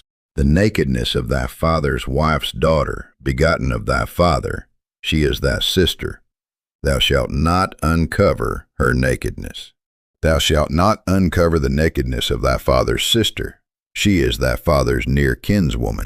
Thou shalt not uncover the nakedness of thy mother's sister, for she is thy mother's near kinswoman. Thou shalt not uncover the nakedness of thy father's brother. Thou shalt not approach to his wife, she is thine aunt. Thou shalt not uncover the nakedness of thy daughter-in-law, she is thy son's wife. Thou shalt not uncover her nakedness. Thou shalt not uncover the nakedness of thy brother's wife. It is thy brother's nakedness. Thou shalt not uncover the nakedness of a woman and her daughter. Neither shalt thou take her son's daughter, or her daughter's daughter, to uncover her nakedness, for they are her near kinswomen. It is wickedness.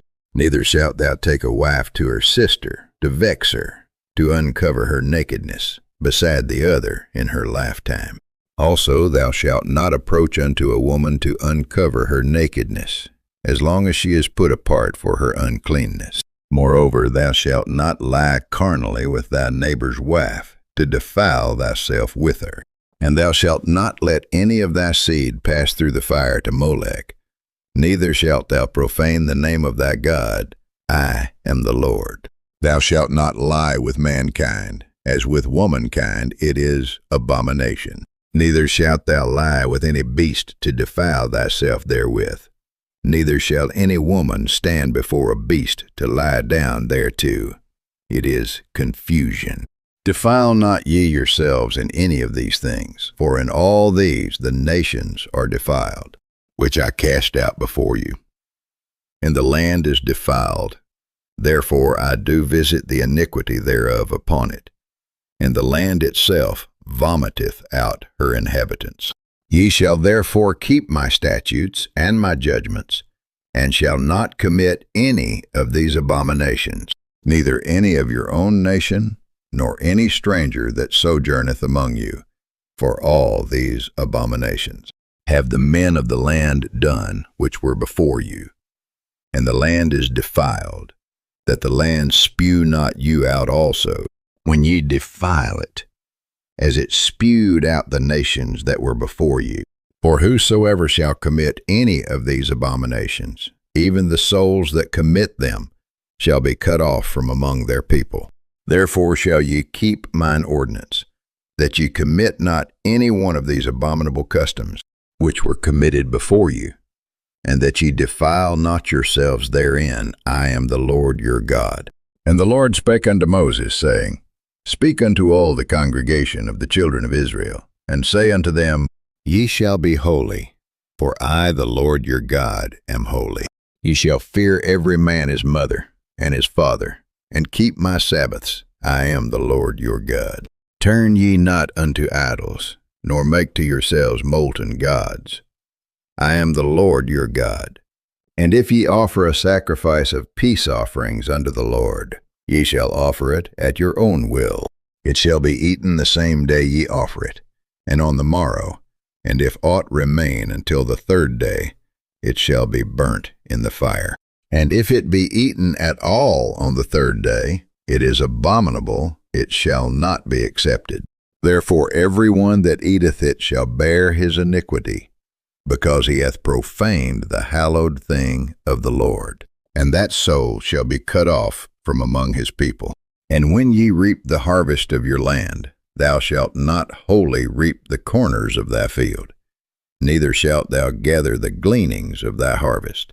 And thou shalt not glean thy vineyard, neither shalt thou gather every grape of thy vineyard. Thou shalt leave them for the poor and stranger. I am the Lord your God. Ye shall not steal, neither deal falsely, neither lie one to another. And ye shall not swear by my name falsely, neither shalt thou profane the name of thy God. I am the Lord. Thou shalt not defraud thy neighbor, neither rob him. The wages of him that is hired shall not abide with thee all night until the morning. Thou shalt not curse the deaf, nor put a stumbling block before the blind, but shalt fear thy God. I am the Lord. Ye shall do no unrighteousness. In judgment thou shalt not respect the person of the poor, nor honor the person of the mighty. But in righteousness shalt thou judge thy neighbor. Thou shalt not go up and down as a talebearer among thy people, neither shalt thou stand against the blood of thy neighbor. I am the Lord.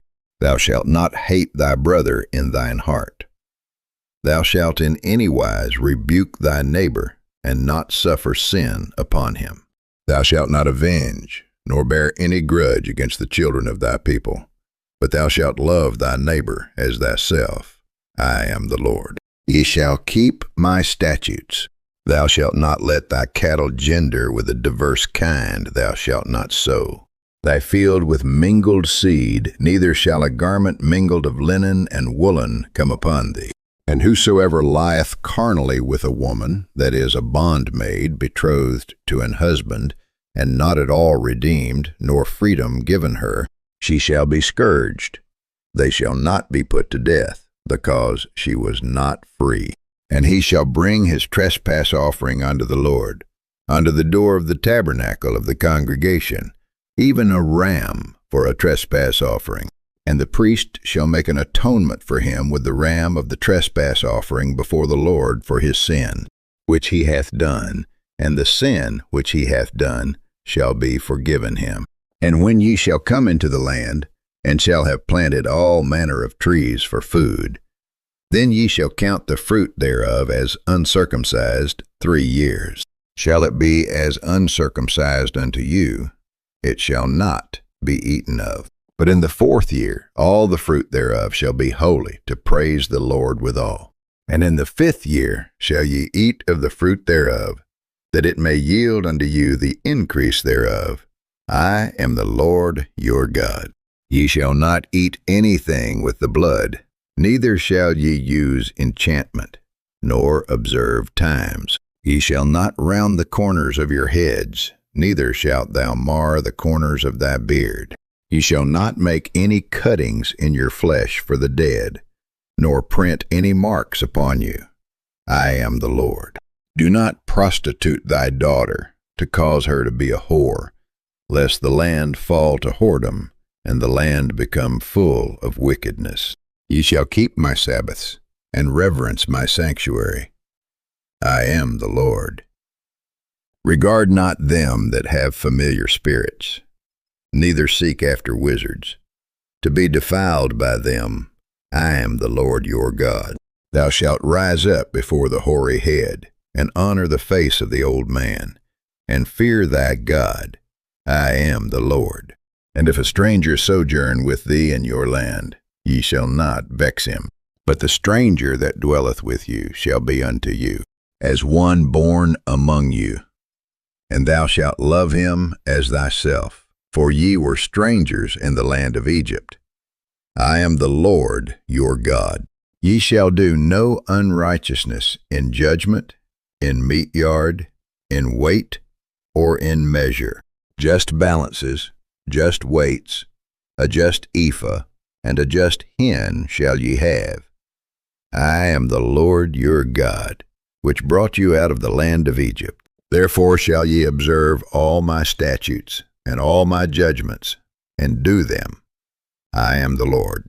And the Lord spake unto Moses, saying, Again thou shalt say to the children of Israel, Whosoever he be of the children of Israel, or of the strangers that sojourn in Israel, that giveth any of his seed unto Molech, he shall surely be put to death. The people of the land shall stone him with stones, and I will set my face against that man, and will cut him off from among his people, because he hath given of his seed unto Molech, to defile my sanctuary, and to profane my holy name.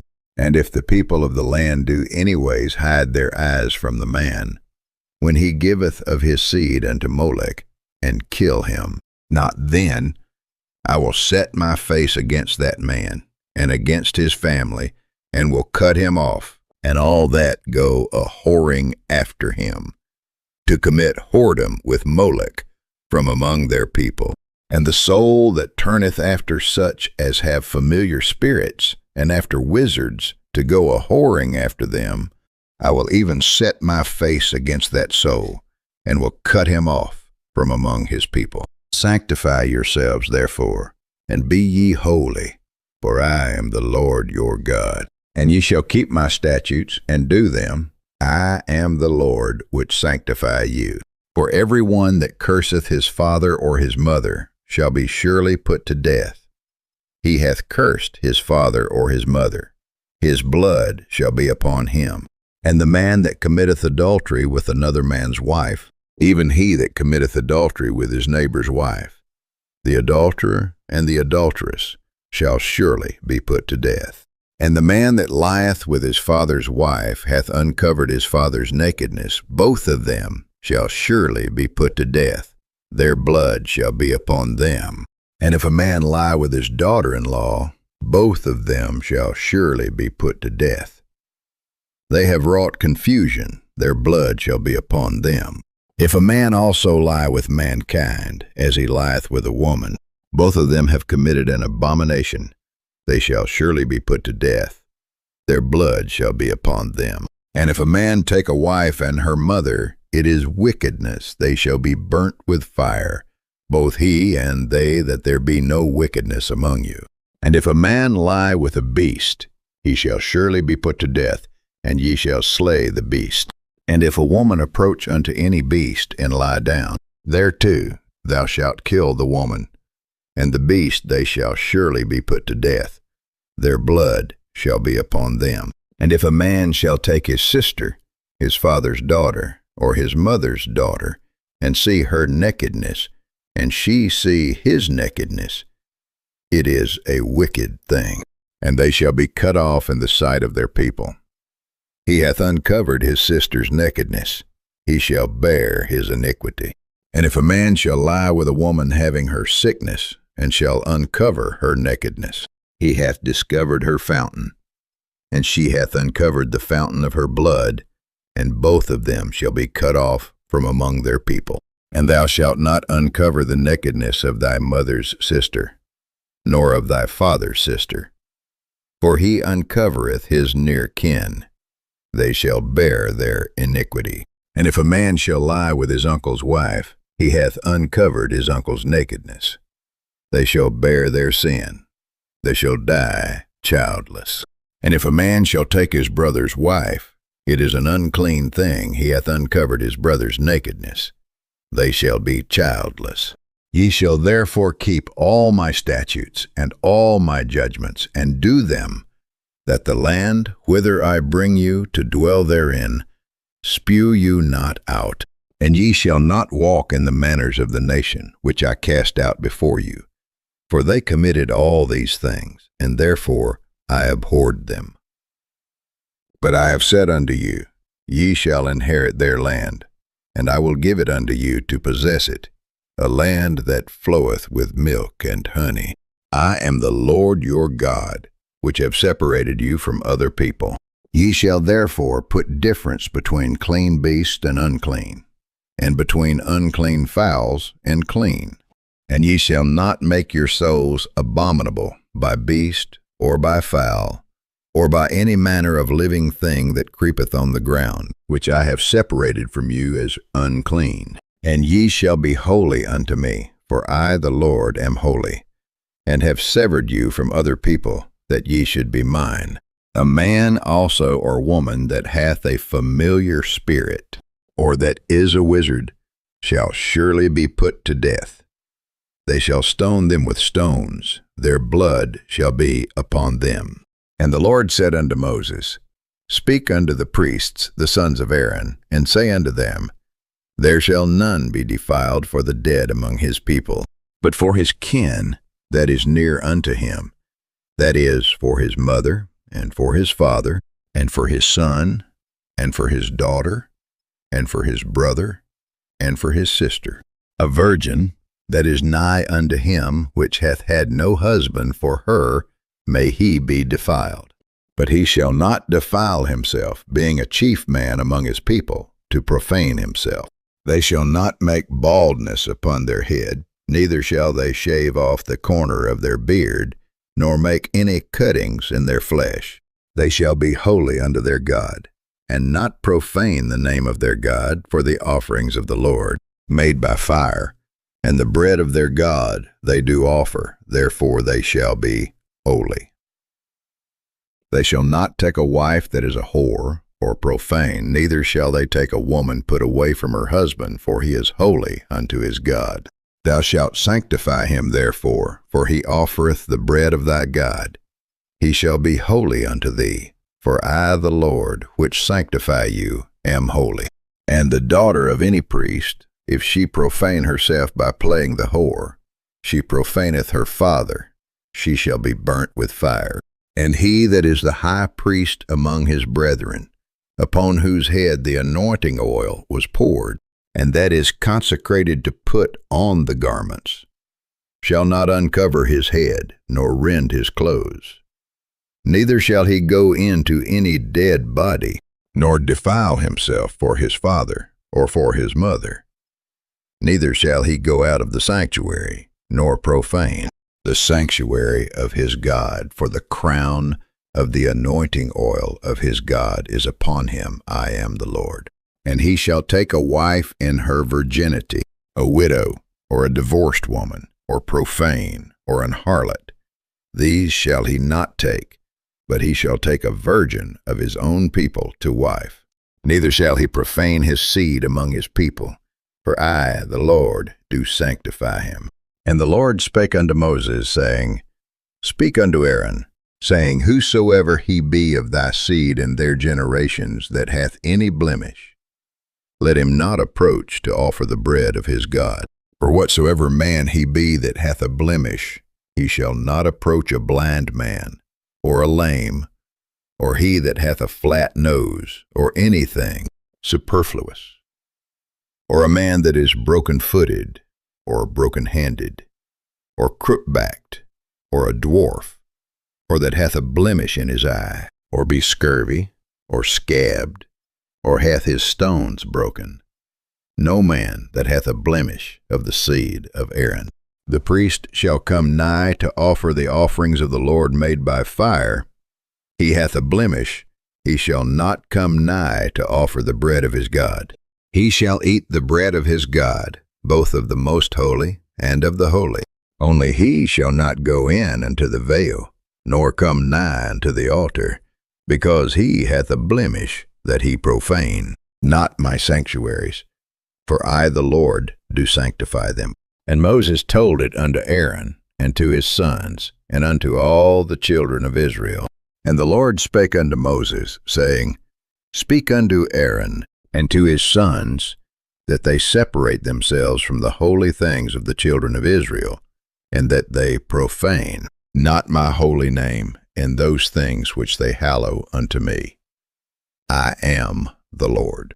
Say unto them, Whosoever he be of all your seed among your generations, that goeth unto the holy things, which the children of Israel hallow unto the Lord, having his uncleanness upon him, that soul shall be cut off from my presence. I am the Lord. What man soever of the seed of Aaron is a leper, or hath a running issue, he shall not eat of the holy things until he be clean. And whoso toucheth anything that is unclean by the dead, or a man whose seed goeth from him, or whosoever toucheth any creeping thing whereby he may be made unclean, or a man of whom he may take uncleanness, whatsoever uncleanness he hath, the soul, which hath touched any such, shall be unclean until even, and shall not eat of the holy things, unless he wash his flesh with water.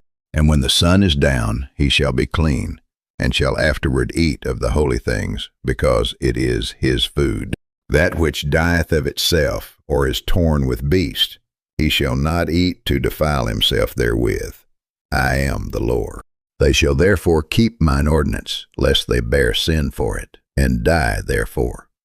If they profane it, I, the Lord, do sanctify them. There shall no stranger eat of the holy thing. A sojourner of the priest, or an hired servant, shall not eat of the holy thing. But if the priest buy any soul with his money, he shall eat of it, and he that is born in his house, they shall eat of his meat. If the priest's daughter also be married unto a stranger, she may not eat of an offering of the holy things. But if the priest's daughter be a widow or divorced, and have no child, and is returned unto her father's house, as in her youth, she shall eat of her father's meat, but there shall no stranger eat thereof. And if a man eat of the holy thing unwittingly, then he shall put the fifth part thereof unto it, and shall give it unto the priest with the holy thing. And they shall not profane the holy things of the children of Israel, which they offer unto the Lord, or suffer them to bear the iniquity of trespass when they eat their holy things. For I, the Lord, do sanctify them. And the Lord spake unto Moses, saying, Speak unto Aaron, and to his sons, and unto all the children of Israel, and say unto them, Whatsoever he be of the house of Israel, or of the strangers in Israel, that will offer his oblation for all his vows, and for all his freewill offerings, which they will offer unto the Lord for a burnt offering. Ye shall offer at your own will a male without blemish, of the beeves, of the sheep, or of the goats. But whatsoever hath a blemish, that shall ye not offer, for it shall not be acceptable for you. And whosoever offereth a sacrifice of peace offerings unto the Lord to accomplish his vow, or a free will offering in beeves or sheep, it shall be perfect. To be accepted, there shall be no blemish therein. Blind or broken or maimed or having a wen or scurvy or scab, ye shall not offer these unto the Lord, nor make an offering by fire of them upon the altar unto the Lord, either a bullock or a lamb that hath anything superfluous or lacking in his parts. That mayest thou offer for a free will offering, but for a vow it shall not be accepted. Ye shall not offer unto the Lord that which is bruised, or crushed, or broken, or cut. Neither shall ye make any offering thereof in your land. Neither from a stranger's hand shall ye offer the bread of your God of any of these, because their corruption is in them, and blemishes be in them, they shall not be accepted for you. And the Lord spake unto Moses, saying, When a bullock, or a sheep, or a goat is brought forth, then it shall be 7 days under the dam, and from the 8th day, and thenceforth it shall be accepted for an offering made by fire unto the Lord. And whether it be cow or ewe, ye shall not kill it and her young, both in 1 day. And when ye will offer a sacrifice of thanksgiving unto the Lord, offer it at your own will. On the same day it shall be eaten up, ye shall leave none of it until the morrow. I am the Lord. Therefore shall ye keep my commandments, and do them. I am the Lord. Neither shall ye profane my holy name, but I will be hallowed among the children of Israel. I am the Lord which hallow you, that brought you out of the land of Egypt, to be your God. I am the Lord.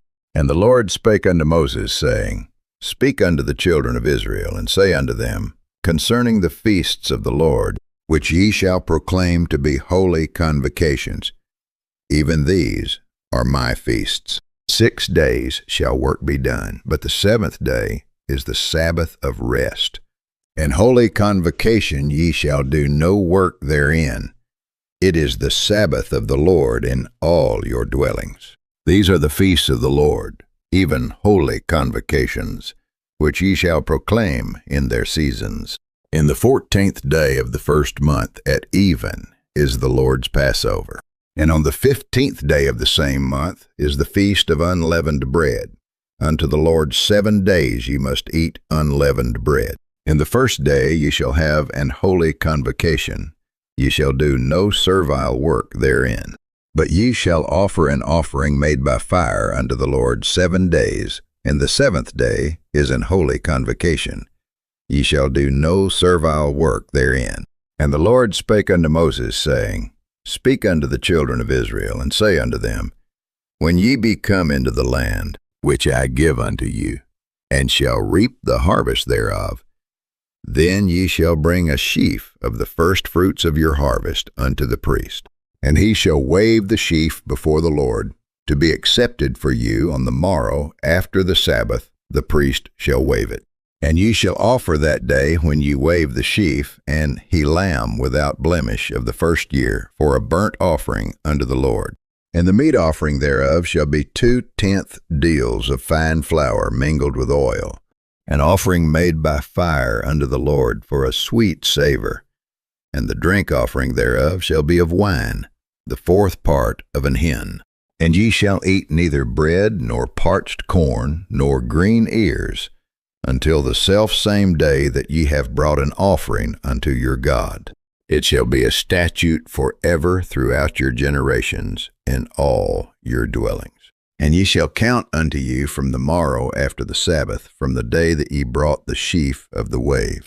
Offering 7 Sabbaths shall be complete, even unto the morrow after the 7th. Sabbath shall ye number 50 days, and ye shall offer a new meat offering unto the Lord. Ye shall bring out of your habitations 2 wave loaves of 2/10 deals. They shall be of fine flour. They shall be baken with leaven. They are the first fruits unto the Lord. And ye shall offer with the bread 7 lambs without blemish of the first year, and 1 young bullock, and 2 rams. They shall be for a burnt offering unto the Lord, with their meat offering, and their drink offerings, even an offering made by fire, of sweet savor unto the Lord.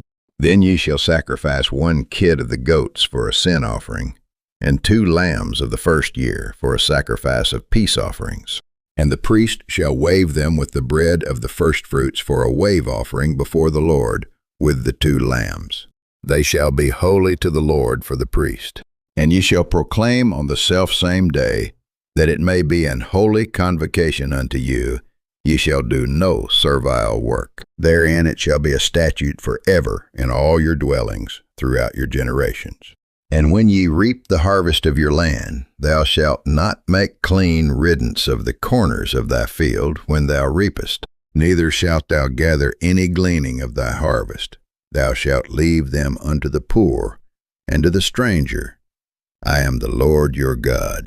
And the Lord spake unto Moses, saying, Speak unto the children of Israel, saying, In the 7th month, in the 1st day of the month, shall ye have a Sabbath, a memorial of blowing of trumpets, and holy convocation. Ye shall do no servile work therein, but ye shall offer an offering made by fire unto the Lord. And the Lord spake unto Moses, saying, Also on the 10th day of this 7th month, there shall be a day of atonement. It shall be an holy convocation unto you, and ye shall afflict your souls, and offer an offering made by fire unto the Lord. And ye shall do no work in that same day, for it is a day of atonement, to make an atonement for you before the Lord your God. For whatsoever soul it be that shall not be afflicted in that same day, he shall be cut off from among his people. And whatsoever soul it be that doeth any work in that same day, the same soul will I destroy from among his people. Ye shall do no manner of work. It shall be a statute forever throughout your generations in all your dwellings. It shall be unto you a Sabbath of rest. And ye shall afflict your souls in the 9th day of the month at even. From even unto even shall ye celebrate your Sabbath.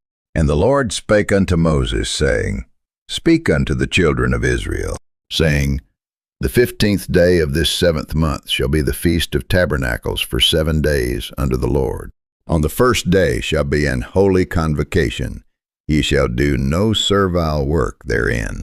7 days ye shall offer an offering made by fire unto the Lord.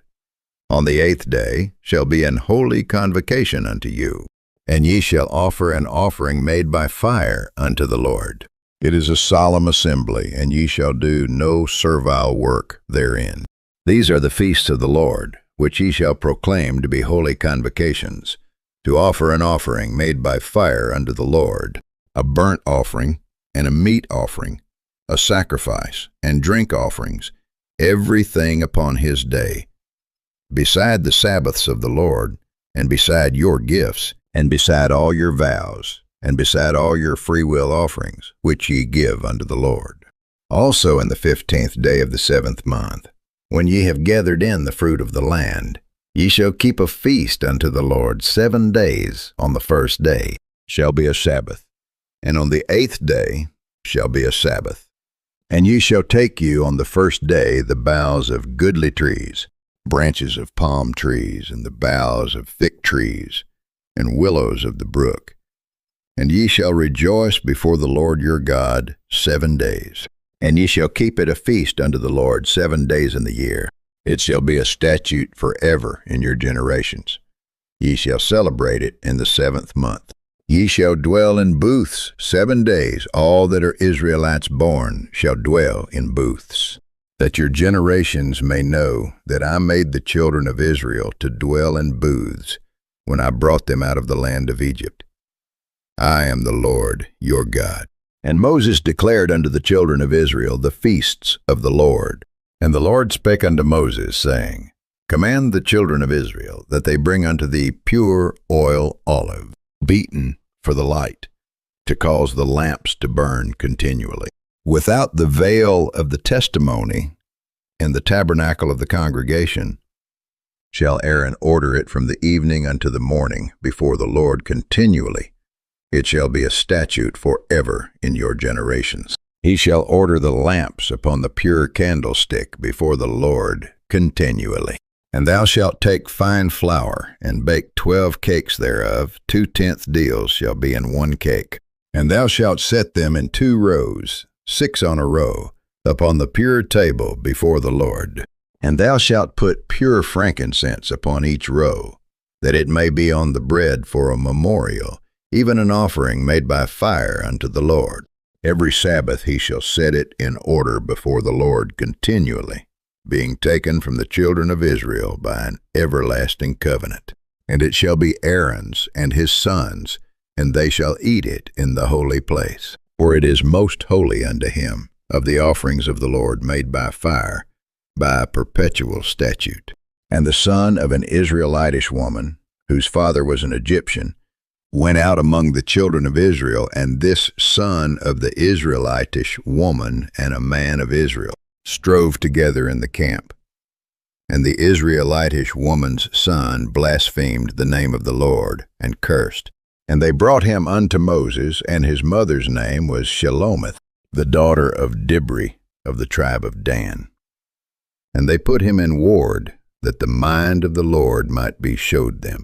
And the Lord spake unto Moses, saying, Bring forth him that hath cursed without the camp, and let all that heard him lay their hands upon his head, and let all the congregation stone him. And thou shalt speak unto the children of Israel, saying, Whosoever curseth his God shall bear his sin, and he that blasphemeth the name of the Lord, he shall surely be put to death. And all the congregation shall certainly stone him, as well the stranger, as he that is born in the land, when he blasphemeth the name of the Lord, shall be put to death. And he that killeth any man shall surely be put to death. And he that killeth a beast shall make it good beast for beast. And if a man cause a blemish in his neighbor, as he hath done, so shall it be done to him, breach for breach. eye for eye, tooth for tooth. As he hath caused a blemish in a man, so shall it be done to him again. And he that killeth a beast, he shall restore it, and he that killeth a man, he shall be put to death. Ye shall have one manner of law, as well for the stranger as for one of your own country. For I am the Lord your God.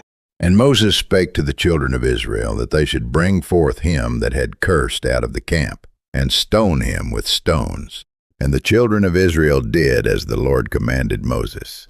And the Lord spake unto Moses in Mount Sinai, saying, Speak unto the children of Israel, and say unto them, When ye come into the land which I give you, then shall the land keep a Sabbath unto the Lord. 6 years thou shalt sow thy field, and 6 years thou shalt prune thy vineyard, and gather in the fruit thereof.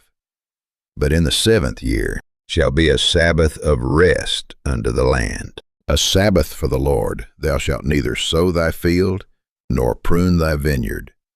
That which groweth of its own accord of thy harvest thou shalt not reap, neither gather the grapes of thy vine undressed, for it is a year of rest unto the land. And the Sabbath of the land shall be meat for you, for thee, and for thy servant, and for thy maid, and for thy hired servant, and for thy stranger that sojourneth with thee, and for thy cattle, and for the beasts that are in thy land, shall all the increase thereof be meat. And thou shalt number 7 Sabbaths of years unto thee, 7 times. 7 years, and the space of the 7 Sabbaths of years shall be unto thee 49 years. Then shalt thou cause the trumpet of the Jubilee to sound on the 10th day of the 7th month, in the day of atonement. Shall you make the trumpet sound throughout all your land. And ye shall hallow the 50th year, and proclaim liberty throughout all the land unto all the inhabitants thereof. It shall be a jubileo unto you, and ye shall return every man unto his possession, and ye shall return every man unto his family. A jubil shall that 50th year be unto you. Ye shall not sow, neither reap that which groweth of itself in it, nor gather the grapes in it of thy vine undressed. For it is the Jubilee, it shall be holy unto you. Ye shall eat the increase thereof out of the field. In the year of this Jubil ye shall return every man unto his possession. And if thou sell aught unto thy neighbor, or buyest aught of thy neighbor's hand, ye shall not oppress one another. According to the number of years after the Jubil thou shalt buy of thy neighbor, and according unto the number of years of the fruits he shall sell unto thee. According to the multitude of years thou shalt increase the price thereof, and according to the fewness of years thou shalt diminish the price of it. For according to the number of the years of the fruits doth he sell unto thee. Ye shall not therefore oppress one another, but thou shalt fear thy God, for I am the Lord your God. Wherefore ye shall do my statutes, and keep my judgments, and do them, and ye shall dwell in the land in safety. And the land shall yield her fruit, and ye shall eat your fill, and dwell therein in safety. And if ye shall say, What shall we eat the 7th year? Behold, we shall not sow, nor gather in our increase. Then I will command my blessing upon you in the 6th year, and it shall bring forth fruit for 3 years. And ye shall sow the 8th year, and eat yet of old fruit until the 9th year. Until her fruits come in, ye shall eat of the old store. The land shall not be sold forever, for the land is mine, for ye are strangers and sojourners with me. And in all the land of your possession ye shall grant a redemption for the land. If thy brother be waxen poor, and hath sold away some of his possession, and if any of his kin come to redeem it, then shall he redeem that which his brother sold. And if the man have none to redeem it, and himself be able to redeem it, then let him count the years of the sale thereof, and restore the overplus unto the man to whom he sold it, that he may return unto his possession. But if he be not able to restore it to him, then that which is sold shall remain in the hand of him that hath bought it until the year of Jubilee. And in the Jubile it shall go out, and he shall return unto his possession. And if a man sell a dwelling house in a walled city, then he may redeem it within a whole year after it is sold. Within a full year may he redeem it. And if it be not redeemed within the space of a full year, then the house that is in the walled city shall be established forever to him that bought it. Throughout his generations it shall not go out in the Jubile. But the houses of the villages which have no wall round about them shall be counted as the fields of the country. They may be redeemed, and they shall go out in the Jubilee. Notwithstanding the cities of the Levites, and the houses of the cities of their possession, may the Levites redeem at any time. And if a man purchase of the Levites, then the house that was sold, and the city of his possession, shall go out in the year of Jubilee, for the houses of the cities of the Levites are their possession among the children of Israel.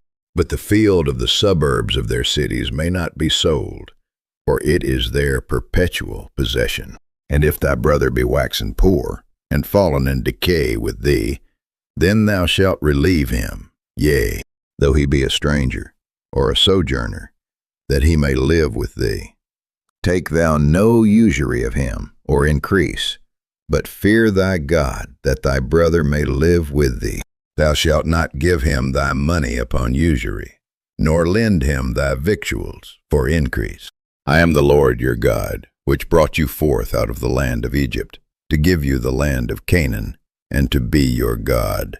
And if thy brother that dwelleth by thee be waxen poor, and be sold unto thee, thou shalt not compel him to serve as a bondservant, but as an hired servant, and as a sojourner. He shall be with thee, and shall serve thee unto the year of Jubile.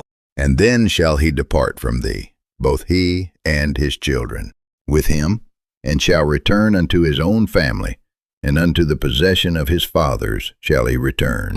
For they are my servants, which I brought forth out of the land of Egypt. They shall not be sold as bondmen. Thou shalt not rule over him with rigor, but shalt fear thy God. Both thy bondmen and thy bondmaids, which thou shalt have, shall be of the heathen that are round about you. Of them shall ye buy bondmen and bondmaids. Moreover, of the children of the strangers that do sojourn among you, of them shall ye buy, and of their families that are with you, which they begat in your land, and they shall be your possession. And ye shall take them as an inheritance for your children after you, to inherit them for a possession. They shall be your bondmen forever. But over your brethren the children of Israel ye shall not rule one over another with rigor. And if a sojourner or stranger wax rich by thee, and thy brother that dwelleth by him wax poor, and sell himself unto the stranger or sojourner by thee, or to the stock of the stranger's family, after that he is sold, he may be redeemed again. One of his brethren may redeem him, either his uncle or his uncle's son may redeem him, or any that is nigh of kin unto him of his family may redeem him, or if he be able, he may redeem himself. And he shall reckon with him that bought him from the year that he was sold to him unto the year of Jubilee. And the price of his sale shall be according unto the number of years. According to the time of an hired servant shall it be with him. If there be yet many years behind, according unto them he shall give again the price of his redemption out of the money that he was bought for. And if there remain but few years unto the year of Jubilee, then he shall count with him, and according unto his years shall he give him again the price of his redemption. And as a yearly hired servant shall he be with him, and the other shall not rule with rigor over him in thy sight. And if he be not redeemed in these years, then he shall go out in the year of Jubilee, both he and his children with him. For unto me the children of Israel are servants. They are my servants, whom I brought forth out of the land of Egypt. I am the Lord your God. Ye shall make you no idols, nor graven image, neither rear you up a standing image. Neither shall ye set up any image of stone in your land, to bow down unto it, for I am the Lord your God. Ye shall keep my Sabbaths, and reverence my sanctuary. I am the Lord. If you walk in my statutes, and keep my commandments, and do them, then I will give you rain in due season, and the land shall yield her increase, and the trees of the field shall yield their fruit. And your threshing shall reach unto the vintage, and the vintage shall reach unto the sowing time. And ye shall eat your bread to the full, and dwell in your land safely. And I will give peace in the land, and ye shall lie down, and none shall make you afraid. And I will rid evil beasts out of the land, neither shall the sword go through your land. And ye shall chase your enemies, and they shall fall before you by the sword. And 5 of you shall chase 100, and 100 of you shall put 10,000 to flight, and your enemies shall fall before you by the sword. For I will have respect unto you, and make you fruitful, and multiply you, and establish my covenant with you. And ye shall eat old store, and bring forth the old, because of the new. And I will set my tabernacle among you, and my soul shall not abhor you. And I will walk among you, and will be your God, and ye shall be my people. I am the Lord your God, which brought you forth out of the land of Egypt, that you should not be their bondmen. And I have broken the bands of your yoke, and made you go upright.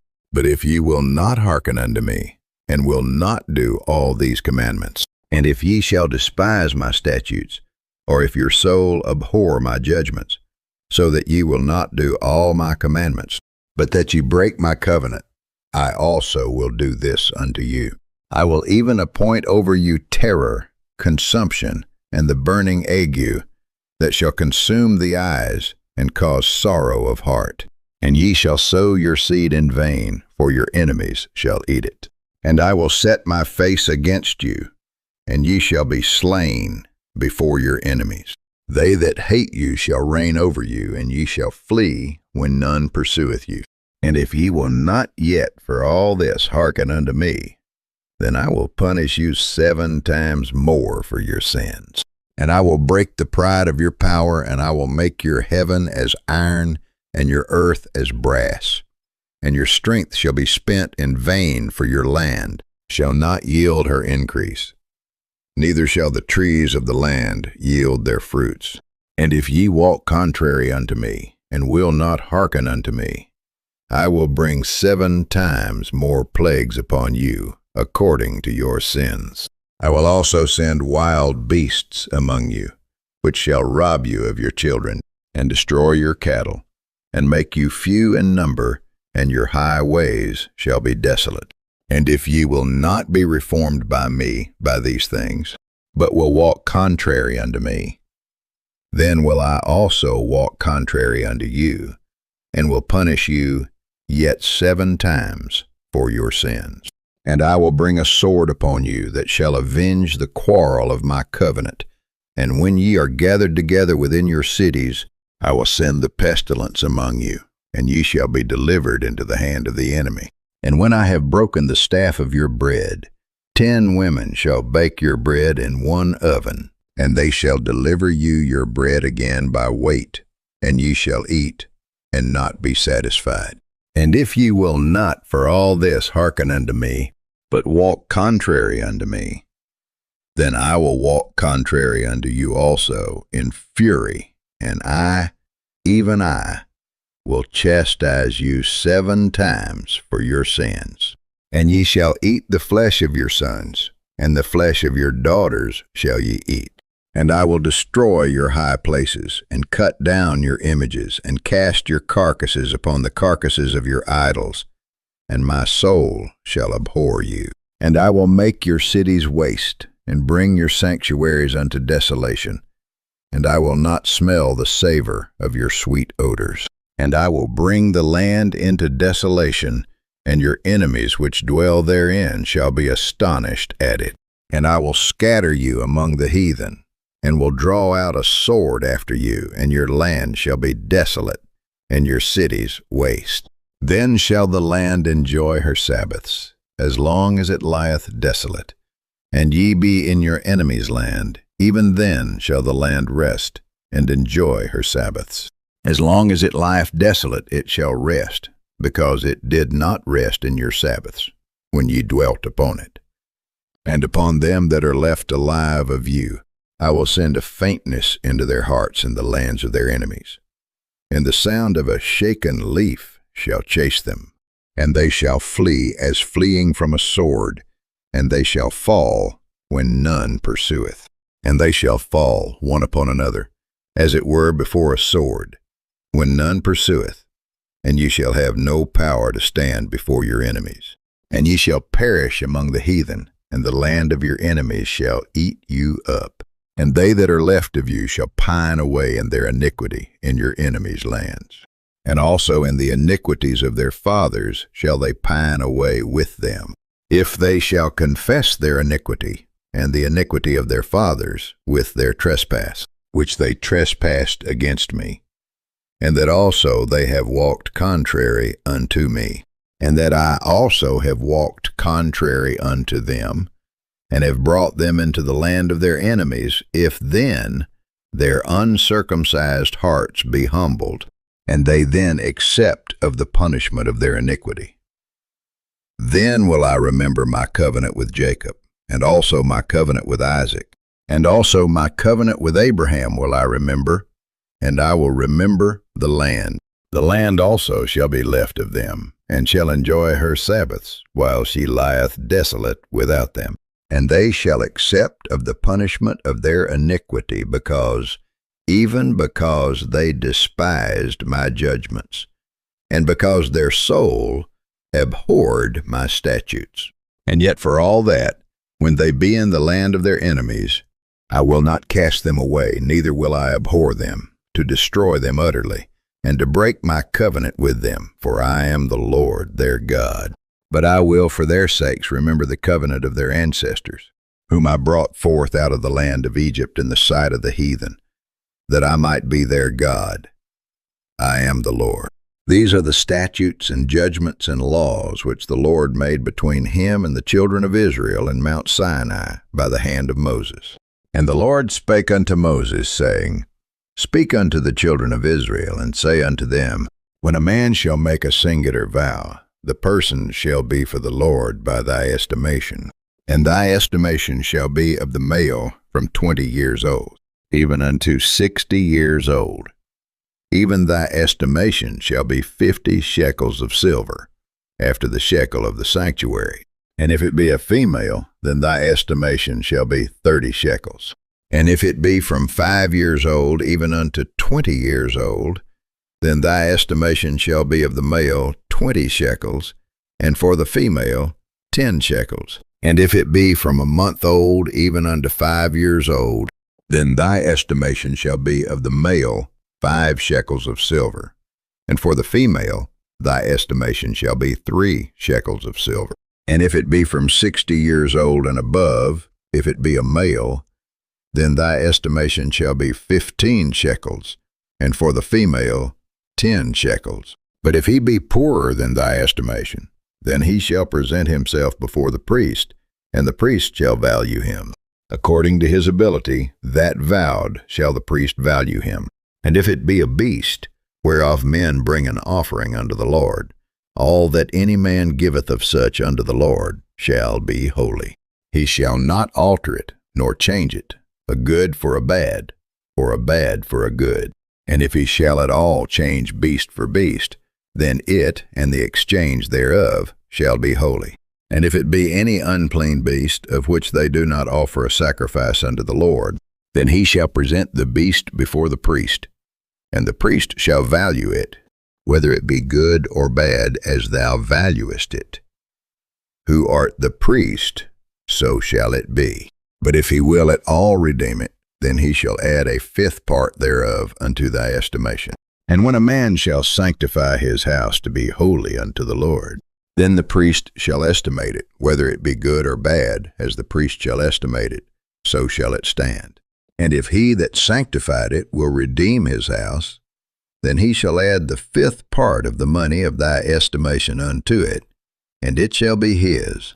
And if a man shall sanctify unto the Lord some part of a field of his possession, then thy estimation shall be according to the seed thereof. An homer of barley seed shall be valued at 50 shekels of silver. If he sanctify his field from the year of Jubilee, according to thy estimation, it shall stand.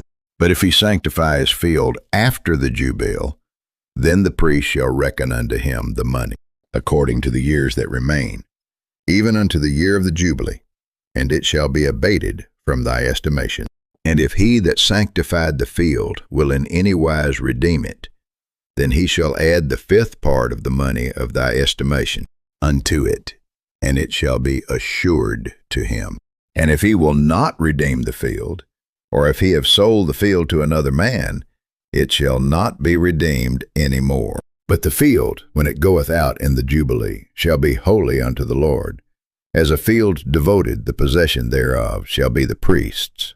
And if a man sanctify unto the Lord a field which he hath bought, which is not of the fields of his possession, then the priest shall reckon unto him the worth of thy estimation, even unto the year of the Jubilee. And he shall give thine estimation in that day as a holy thing unto the Lord. In the year of the Jubilee, the field shall return unto him of whom it was bought, even to him to whom the possession of the land did belong. And all thy estimation shall be according to the shekel of the sanctuary. 20 gerahs shall be the shekel, only the firstling of the beasts, which should be the Lord's firstling. No man shall sanctify it, whether it be ox or sheep, it is the Lord's. And if it be of an unclean beast, then he shall redeem it, according to thine estimation, and shall add a 5th part of it thereto, or if it be not redeemed, then it shall be sold according to thy estimation. Notwithstanding no devoted thing, that a man shall devote unto the Lord of all that he hath, both of man and beast, and of the field of his possession, shall be sold or redeemed. Every devoted thing is most holy unto the Lord. None devoted which shall be devoted of men shall be redeemed, but shall surely be put to death. And all the tithe of the land, whether of the seed of the land or of the fruit of the tree, is the Lord's. It is holy unto the Lord. And if a man will at all redeem aught of his tithes, he shall add thereto the 5th part thereof. And concerning the tithe of the herd, or of the flock, even of whatsoever passeth under the rod, the 10th shall be holy unto the Lord. He shall not search whether it be good or bad, neither shall he change it. And if he change it at all, then both it and the change thereof shall be holy. It shall not be redeemed. These are the commandments which the Lord commanded Moses for the children of Israel in Mount Sinai.